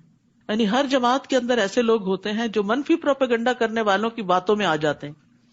ہوتے بھولے بھالے لوگ ہیں, ان کی نیت نہیں خراب ہوتی, لیکن مثبت بات کم اثر کرتی ہے اور منفی بات کسی کے خلاف بڑی جلدی قبول کرتے ہیں, کیونکہ شیطان اس کو خوبصورت بنا دیتا ہے, اور اللہ ایسے ظالموں کو خوب جانتا ہے. یہ لوگ اس سے پہلے بھی فتنہ انگیزی کر چکے ہیں اور آپ کے امور کو درہم برہم کرنے کے لیے الٹ پھیر کرتے رہے ہیں, حتیٰ کہ اللہ کا سچا وعدہ یعنی اسلام کے غلبے کا وعدہ آ گیا اور اللہ کا حکم غالب ہوا. جبکہ یہ ناک منہ چڑھا رہے تھے, ان کو نہیں پسند تھی اسلام کی ترقی, لیکن اللہ نے وہ ترقی عطا کر دی. اور ان میں سے کوئی ایسا ہے جو کہتا ہے مجھے رخصت دے دیجیے اور فتنے میں نہ ڈالی. جد بن قیس منافق کے بارے میں آتا ہے کہ اس نے آ کے نبی صلی اللہ علیہ وسلم سے ایک عجیب بہانہ کیا, کہا میں نے سنا رومیوں کی عورتیں بڑی خوبصورت ہیں, مجھے ڈر ہے کہ میں اپنے پہ صبر نہیں کر سکوں گا, فتنے میں پڑ جاؤں گا, تو مجھے آپ معاف کیجیے, میں نہیں ساتھ جا سکتا. سن رکھو, فتنے میں تو یہ لوگ پہلے ہی پڑے ہوئے ہیں, یعنی نفاق کی وجہ سے, اور جہنم ایسے کافروں کو گھیرے ہوئے ہے. اگر آپ کو کوئی بھلائی ملے تو انہیں بری لگتی ہے, دل سے تو دشمن ہے, حاسد ہے, اور اگر کوئی مصیبت آ پڑے تو کہتے ہیں ہم نے تو اپنا معاملہ پہلے ہی درست کر لیا تھا, شکر ہے ہم وہاں موجود نہیں تھے. پھر وہ خوش خوش واپس جاتے ہیں. آپ ان سے کہیے قُل لَن يُصِيبَنَا إِلَّا مَا كَتَبَ اللَّهُ لَنَا هُوَ مَوْلَانَا وَعَلَى اللَّهِ فَلْيَتَوَكَّلِ الْمُؤْمِنُونَ, ہمیں اگر کوئی مصیبت آئے گی تو وہی آئے گی جو اللہ نے ہمارے مقدر کر رکھی, وہی ہمارا سرپرست ہے, اور مومنوں کو اللہ ہی پر بھروسہ کرنا چاہیے. نیز ان سے کہیے کہ تم ہمارے حق میں جس چیز کا انتظار کر سکتے ہو وہ یہی ہے کہ ہمیں دو بھلائیوں میں سے کوئی ایک بھلائی مل جائے, اور ہم تمہارے حق میں جس چیز کے منتظر ہیں وہ یہ ہے کہ اللہ تمہیں اپنے ہاتھ سے خود سزا دیتا ہے یا ہمارے ہاتھوں دلواتا ہے, لہٰذا تم بھی انتظار کرو اور ہم بھی تمہارے ساتھ انتظار کرتے ہیں. قُلْ أَنفِقُوا طَوْعًا أَوْ كَرْهًا لَن يُتَقَبَّلَ مِنكُمْ إِنَّكُمْ كُنتُمْ قَوْمًا فَاسِقِينَ. نیز ان سے کہیے تم خواہ خوشی سے خرچ کرو یا بادل ناخواستہ, منافقین کی طرف اشارہ ہے, تم سے یہ صدقہ قبول نہیں کیا جائے گا کیونکہ تم فاسق لوگ ہو. یعنی منافقین بعض اوقات شرم و شرمی جسے کہتے ہیں نا, کچھ نہ کچھ لے آتے تھے کہ چلے ہم خود تو نہیں جا سکتے, ہماری طرف سے رکھ لیجئے. ایسی بددلی کے ساتھ دینے سے صدقہ قبول نہیں ہوتا. صدقہ وہ قبول ہوتا ہے جو دل کی خوشی کے ساتھ دیا جائے, اللہ کی رضا کے لیے دیا جائے. ان سے ان کے نفقات قبول نہ ہونے کی وجہ صرف یہ ہے کہ انہوں نے اللہ اور اس کے رسول کا انکار کیا, اور اگر نماز کو آتے ہیں تو ڈھیلے ڈھالے, اور اگر کچھ خرچ کرتے ہیں تو بادل ناخواستہ ہی خرچ کرتے ہیں. تو سستی کے مارے پڑی ہوئی نمازیں اور بددلی سے دیے ہوئے صدقات اللہ کو نہیں چاہیے. اپنی دنیا کے لیے تو خوشی سے بھاگتے اور اللہ کی طرف آنے میں کتراتے ہو, اللہ کو ایسے لوگ نہیں چاہیے. نبی صلی اللہ علیہ وسلم کا طریقہ کیا تھا؟ دنیا کے سارے کام چھوڑ کے فوراً نماز کے لیے اٹھتے تھے. اسود کہتے ہیں میں نے عائشہ رضی اللہ عنہا سے پوچھا نبی صلی اللہ علیہ وسلم اپنے گھر میں کیا کرتے تھے؟ انہوں نے کہا آپ اپنے گھر کے کام کاج کرتے تھے, گھر والوں کی خدمت کرتے تھے. سبحان اللہ, باہر کے سارے بڑے بڑے کام انجام دے کر گھر آ کر بھی چین سے نہیں بیٹھتے تھے, پھر گھر والوں کے کام کرتے. جب نماز کا وقت ہوتا تو فوراً کام کاج چھوڑ کر نماز کے لیے چلے جاتے تھے, کام وہی چھوڑا اور نماز کے لیے چل دیے, کیونکہ آپ کہا کرتے تھے کہ نماز میری آنکھوں کی ٹھنڈک ہے. بلال نماز کی اقامت کہو, ہمیں اس سے راحت پہنچاؤ. مومن کے لیے نماز سکون اور تسلی کا باعث ہے, لیکن منافق کے لیے بڑی بھاری ہے. ان لوگوں کے مال اور اولاد آپ کو تعجب میں نہ ڈالیں. انسان جب دیکھتا ہے کہ جو لوگ دنیا کے لیے محنت کر رہے ہیں وہ کہاں سے کہاں پہنچ گئے اور ہم دین کی خدمت کرتے کرتے پیچھے رہ گئے ہیں, تو اس پر حیران نہ ہو. اللہ تو یہ چاہتا ہے کہ انہی چیزوں کے ذریعے انہیں دنیا کی زندگی میں سزا دے. یہی کامیاب اولاد جو ہے پھر ماں باپ کو پلٹ کے پوچھتی بھی نہیں, اور جب ان کی جان نکلے تو اس وقت یہ کافر ہی ہوں. تو کافروں کے لیے مال اور اولاد دنیا میں بھی فتنے اور آزمائش کا ذریعہ ہیں, لیکن اس کے برعکس مومن, ان کے لیے مال اور اولاد صدقہ جاریہ بنتے ہیں. وہ اللہ کی قسم کھا کر کہتے ہیں ہم تمہیں میں سے ہیں, ہم تو تمہارے ہیں. محبت کے دعوے کرتے ہیں حالانکہ وہ ہرگز تم میں سے نہیں, بلکہ یہ ڈرپوک لوگ ہیں, تم سے ڈرتے ہیں اس لیے تم سے ایسی باتیں کرتے ہیں. اگر یہ کوئی پناہ کی جگہ پالے یا غار یا سر چھپانے کی جگہ, تو یہ تیزی سے دوڑتے ہوئے وہاں جا چھپے ہیں, پناہ لے لیں. اور ان میں سے کوئی ایسا ہے جو صدقات کی تقسیم میں آپ پر الزام لگاتا ہے, اگر انہیں کچھ مل جائے تو خوش ہو جاتے ہیں, اور اگر نہ ملے تو فوراً ناراض ہو جاتے ہیں. تو منافقین دراصل وہ لوگ ہیں جو دنیاوی اغراض کی وجہ سے خوش یا ناخوش ہوتے ہیں, ملے تو خوش, نہ ملے تو ناراض. نبی صلی اللہ علیہ وسلم نے فرمایا دینار اور درہم کا بندہ اور چادر کا بندہ ہلاک ہو جائے, اگر اسے دیا جائے تو راضی ہوتا ہے, نہ دیا جائے تو ناراض ہو جاتا ہے. ہلاک ہو جائے اور سر نگوں ہو جائے, جب اس کو کانٹا چبھے تو کوئی نہ نکالے. بد دعا دی آپ نے ایک طرح سے. ایسے لوگ جو صرف مفاد پرست ہیں, جو صرف مطلبی ہیں, تو ان کو ان کی کسی کوشش کا کوئی فائدہ نہیں ہوتا. پھر اللہ تعالیٰ ان کے نیتوں اور ارادوں کو خوب جانتا ہوتا ہے. کیا ہی اچھا ہوتا اگر وہ اس پر راضی ہو جاتے جو اللہ اور اس کے رسول نے انہیں دیا تھا, اور کہتے کہ اللہ ہمارے لیے کافی ہے, اللہ ہمیں اپنے فضل سے بہت کچھ دے گا, اور اس کا رسول بھی, ہم اللہ کی طرف ہی رغبت رکھتے ہیں. انما الصدقات للفقراء والمساکین. صدقات, یہ صدقات واجبہ کی بات ہے. زکوٰۃ کی تقسیم کے مصارف بتائے جا رہے ہیں کہ زکوٰۃ کس کو دی جانی چاہیے. وہ تو دراصل فقیروں, جن کے پاس کچھ بھی نہیں, مسکینوں ہیں لیکن پورا نہیں پڑتا, اور ان کارندوں کے لیے, ورکرز کے لیے جو اس کی وصولی پر مقرر ہیں, زکوٰۃ کا حساب کتاب کرتے ہیں. نیز تالیف قلب. تالیف قلب یعنی وہ لوگ جو اسلام لے آئے ہیں, نیو مسلمز, ان کی مالی مدد کے لیے تاکہ وہ اسلام پر جم جائیں, ان کے مسائل حل ہو جائیں. پھر غلام آزاد کرنے, قرض داروں کے قرض اتارنے میں, اللہ کی راہ میں, فی سبیل اللہ یعنی دین کی ترقی خدمت میں, دین کی تعلیم میں, اور مسافروں پر خرچ کرنے کے لیے, وہ مسافر جو گھر بے گھر ہو جائیں اور ان کے پاس ضرورت کا سامان نہ ہو. یہ اللہ کی طرف سے ایک فریضہ ہے, یہ فرض صدقہ ہے, اور اللہ سب کچھ جاننے والا اور حکمت والا ہے. تو اس میں بس علماء کے درمیان یہ اختلاف ہوا ہے کہ کیا ہر مد میں تھوڑا تھوڑا دیا جائے یا جہاں زیادہ ضرورت ہو وہاں دیا جائے. ممکن ہو تو بانٹ کر دیں, اور اگر کسی ایک جگہ زیادہ ضرورت ہے تو سارا وہاں بھی دے سکتے ہیں, کوئی ہارڈ اینڈ فاسٹ رول نہیں ہے. اور ان منافقین میں سے کچھ وہ ہیں جو پیغمبر کو ایذا دیتے ہیں اور کہتے ہیں کہ وہ کانوں کا کچا ہے. نعوذ باللہ, آپ کو بھی نہیں چھوڑا لوگوں نے. آپ ان سے کہیے یہ کانوں کا کچا ہونا ہی تمہارے حق میں بہتر ہے. کیوں کہتے تھے؟ کیونکہ آپ ہر ایک کی بات سن لیتے تھے. وہ اللہ پر اور مومنوں کی بات پر یقین رکھتا ہے, اور جو لوگ تم میں ایمان لائے ہیں ان کے لیے رحمت ہے. رحمت للعالمین تھے نا آپ. اور جو لوگ اللہ کے رسول کو دکھ پہنچاتے ہیں ان کے لیے دردناک عذاب ہے.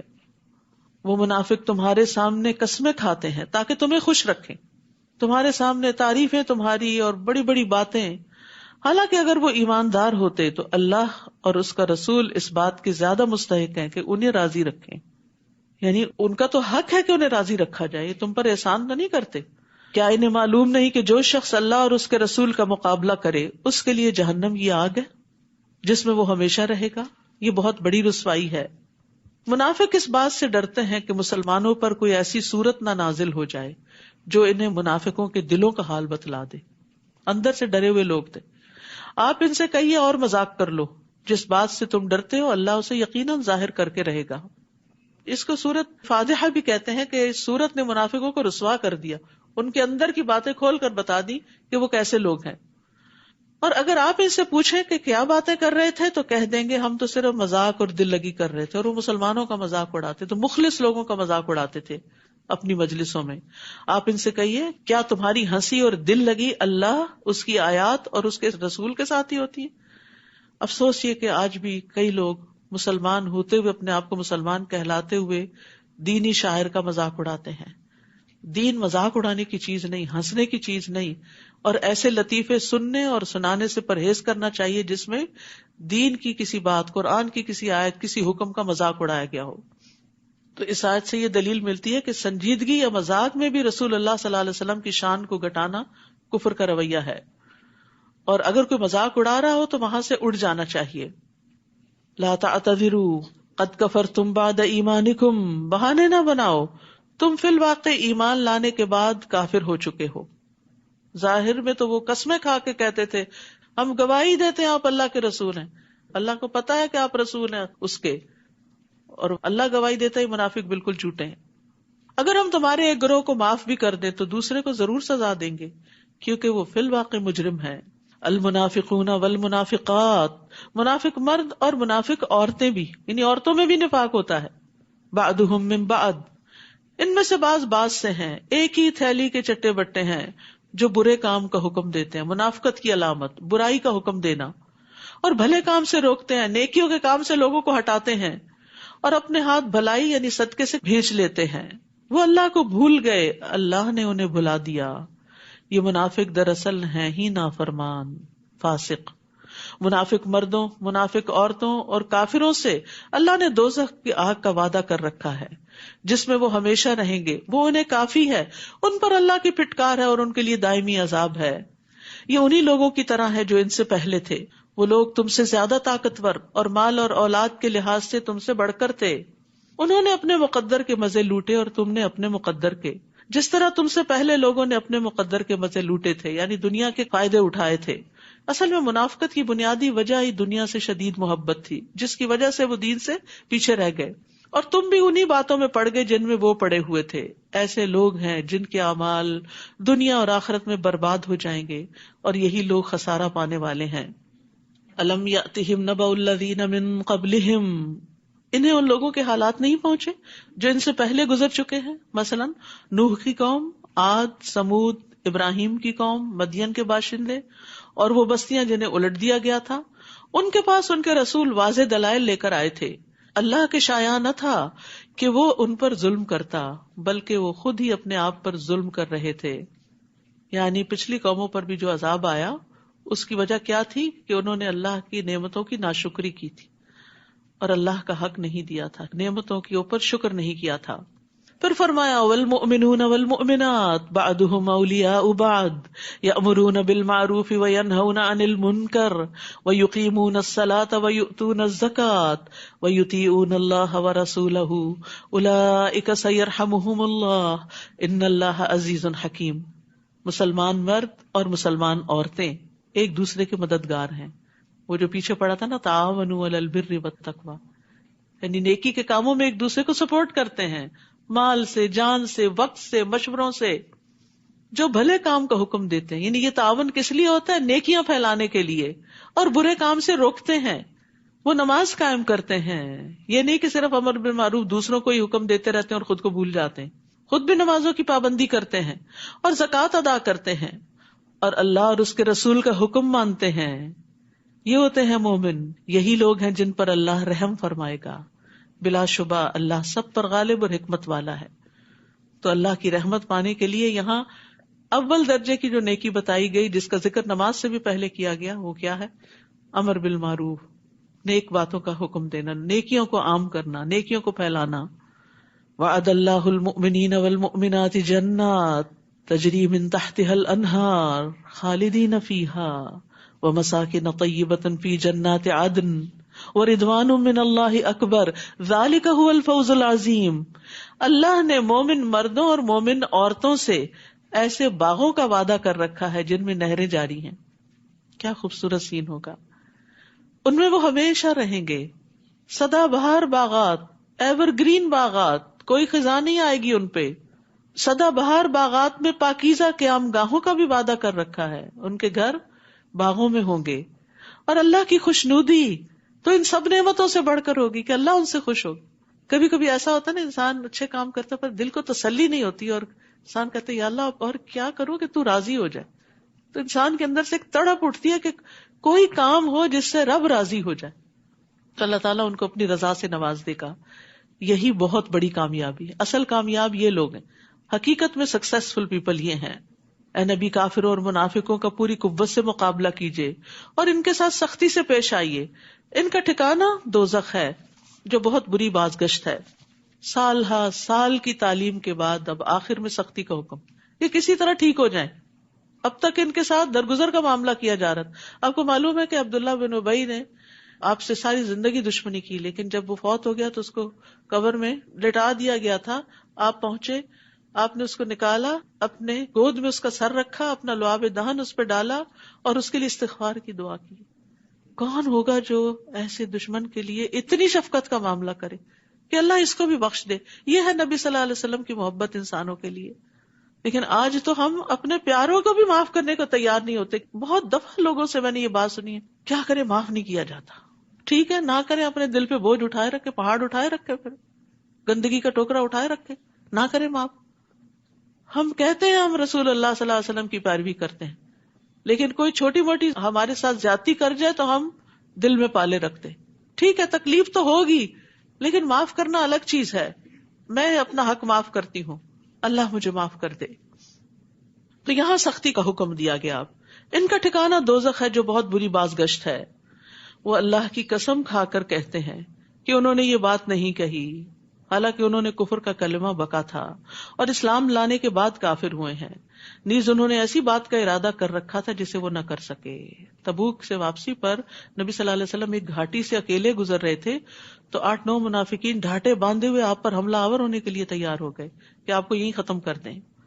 تو اللہ تعالیٰ نے ان کے ارادے کو ناکام کیا. اور انہیں کیا چیز بری لگی تھی الا یہ کہ اللہ اور اس کے رسول نے اپنی مہربانی سے انہیں غنی کر دیا ہے. اگر یہ توبہ کر لیں تو ان کے حق میں بہتر ہے. اب بھی توبہ کر لیں. منافقوں کو بھی کہا جا رہا ہے توبہ کر لیں, منافقت سے باز آ جائیں.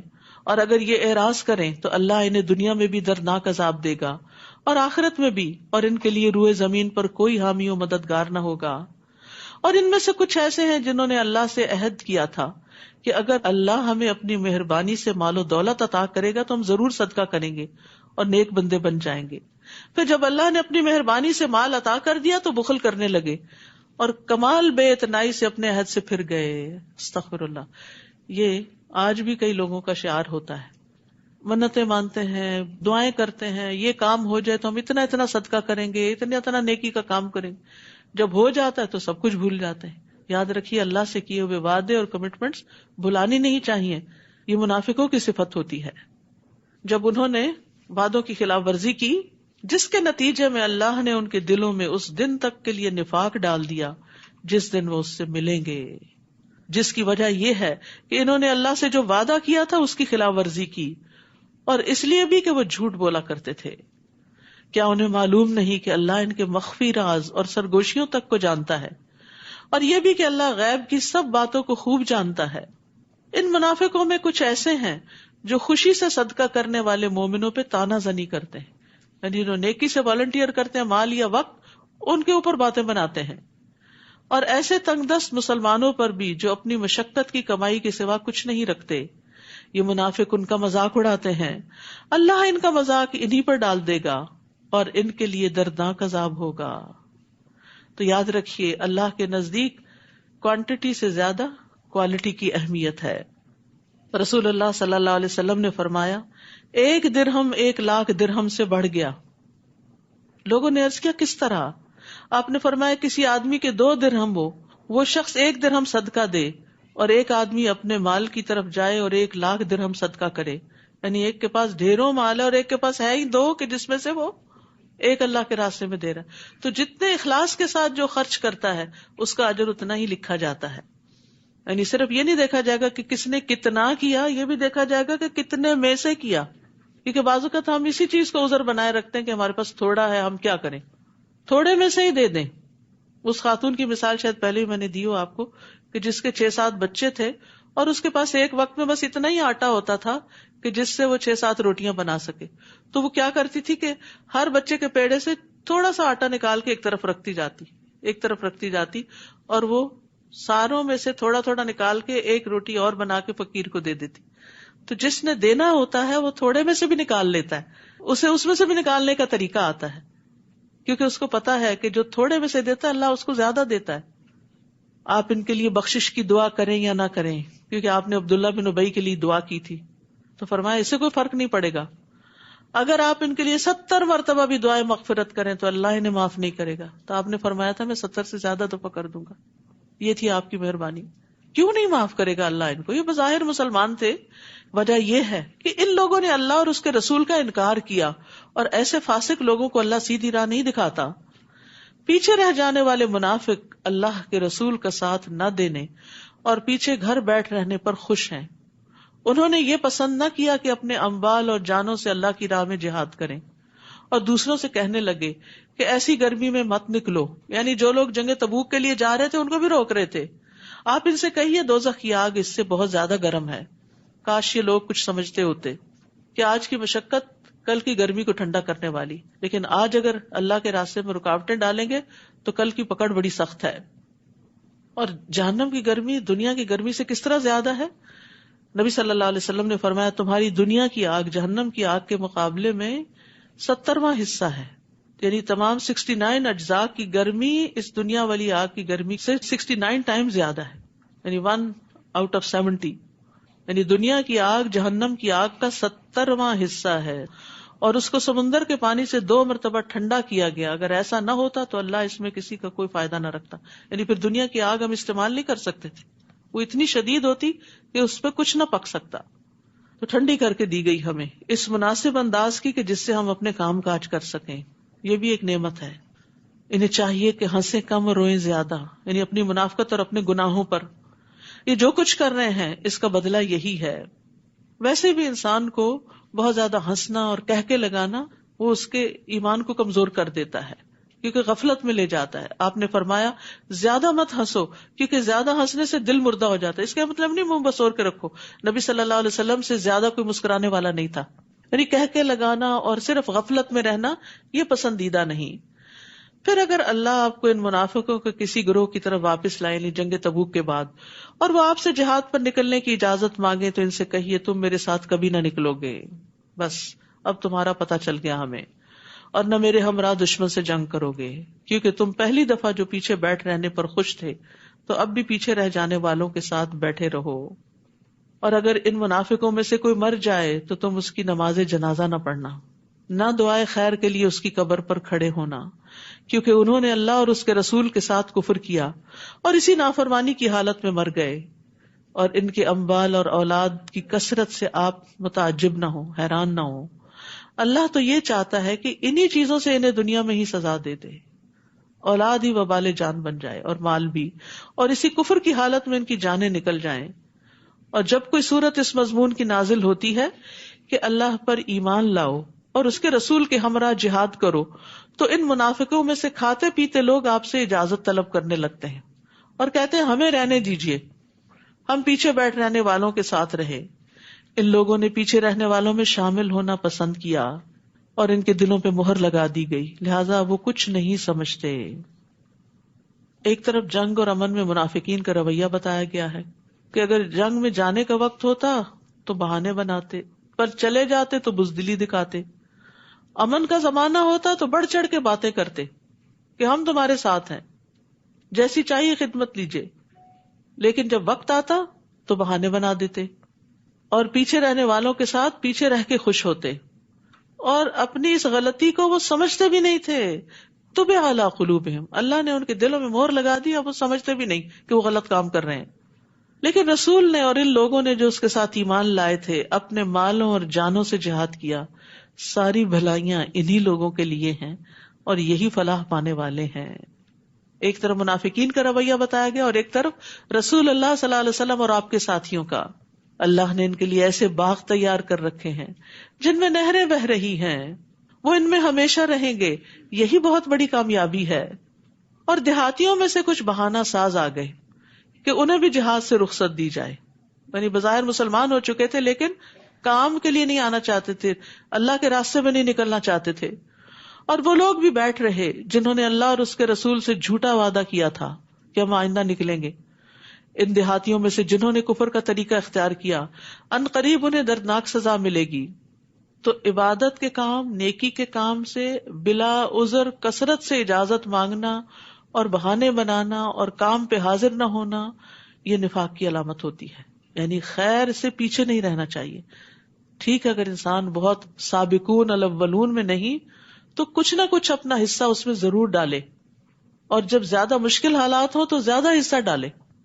عام حالات میں چلے کم صحیح, لیکن یہ مشکل وقت تھا جنگ تبوک کا, تو اس میں انہیں پیچھے نہیں رہنا چاہیے تھا.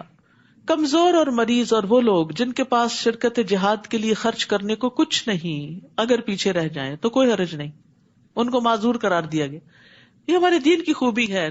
نماز میں بھی رخصت رکھی گئی سفر میں آدھی یا جمع کرنے کی, روزے بھی سفر میں چھوڑنے کی اجازت دی گئی, زکوٰۃ بھی اگر ایک سرٹن اماؤنٹ تک نہیں پہنچتے نصاب تک تو رخصت ہے, حتیٰ کہ حج بھی سب پر فرض نہیں ہے. اسی طرح جہاد بھی سب پر فرض نہیں ہے, کیونکہ اگر کسی کے پاس جانے کے لیے وسائل ہی نہیں ہے, ہمت ہی نہیں, طاقت ہی نہیں, بڑھاپا ہے, بیماری ہے, کمزوری ہے, تو ایسے لوگوں کو رخصت ہے. بشرطے کہ ایک شرط, وہ اللہ اور اس کے رسول کے خیر خواہ ہوں, نیت اچھی ہو, دل کی تڑپ موجود ہو. ایسے محسنین پر کوئی الزام نہیں, اور اللہ درگزر کرنے والا اور رحم کرنے والا ہے. تو یہاں سے پتہ چلتا ہے کہ اخلاص نیت کا بڑا فائدہ ہے.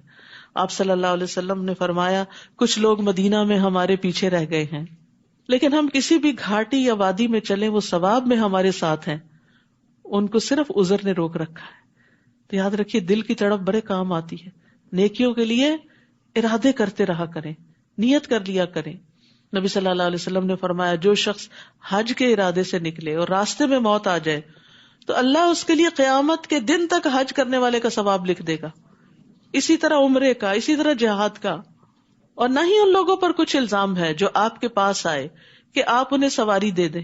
آپ نے کہا میرے پاس تمہارے لیے سواری کا کوئی بندوبست نہیں, تو وہ واپس چلے گئے, اور اس غم سے ان کی آنکھیں اشک بار تھی, رو رہے تھے کہ ان کے پاس خرچ کرنے کو کچھ نہیں, وہ سواری کا انتظام نہیں کر سکتے, اس لیے وہ پیچھے رہ گئے. تو مخلص صحابہ پیچھے رہنے پہ روتے تھے اور منافقین جانے پہ روتے تھے. تو ہم اپنا بھی جائزہ لیں کہ کسی نیکی کے کام سے محروم ہونے پر ہمیں کبھی رونا آیا؟ الزام تو ان لوگوں پر ہے جو غنی ہونے کے باوجود آپ سے رخصت مانگتے ہیں. انہوں نے پیچھے رہ جانے والیوں کے ساتھ شامل ہونا پسند کیا, اور اللہ نے ان کے دلوں پر مہر لگا دی, لہٰذا اب یہ کچھ نہیں جانتے. انما السبیل علی الذین یستأذنونک وهم اغنیاء رضوا بان یکونوا مع الخوالف وطبع اللہ علی قلوبہم فہم لا یعلمون. وآخر دعوانا ان الحمد للہ رب العالمین. سبحانک اللہم وبحمدک اشہد ان لا الہ الا انت استغفرک واتوب الیک. السلام علیکم ورحمۃ اللہ وبرکاتہ.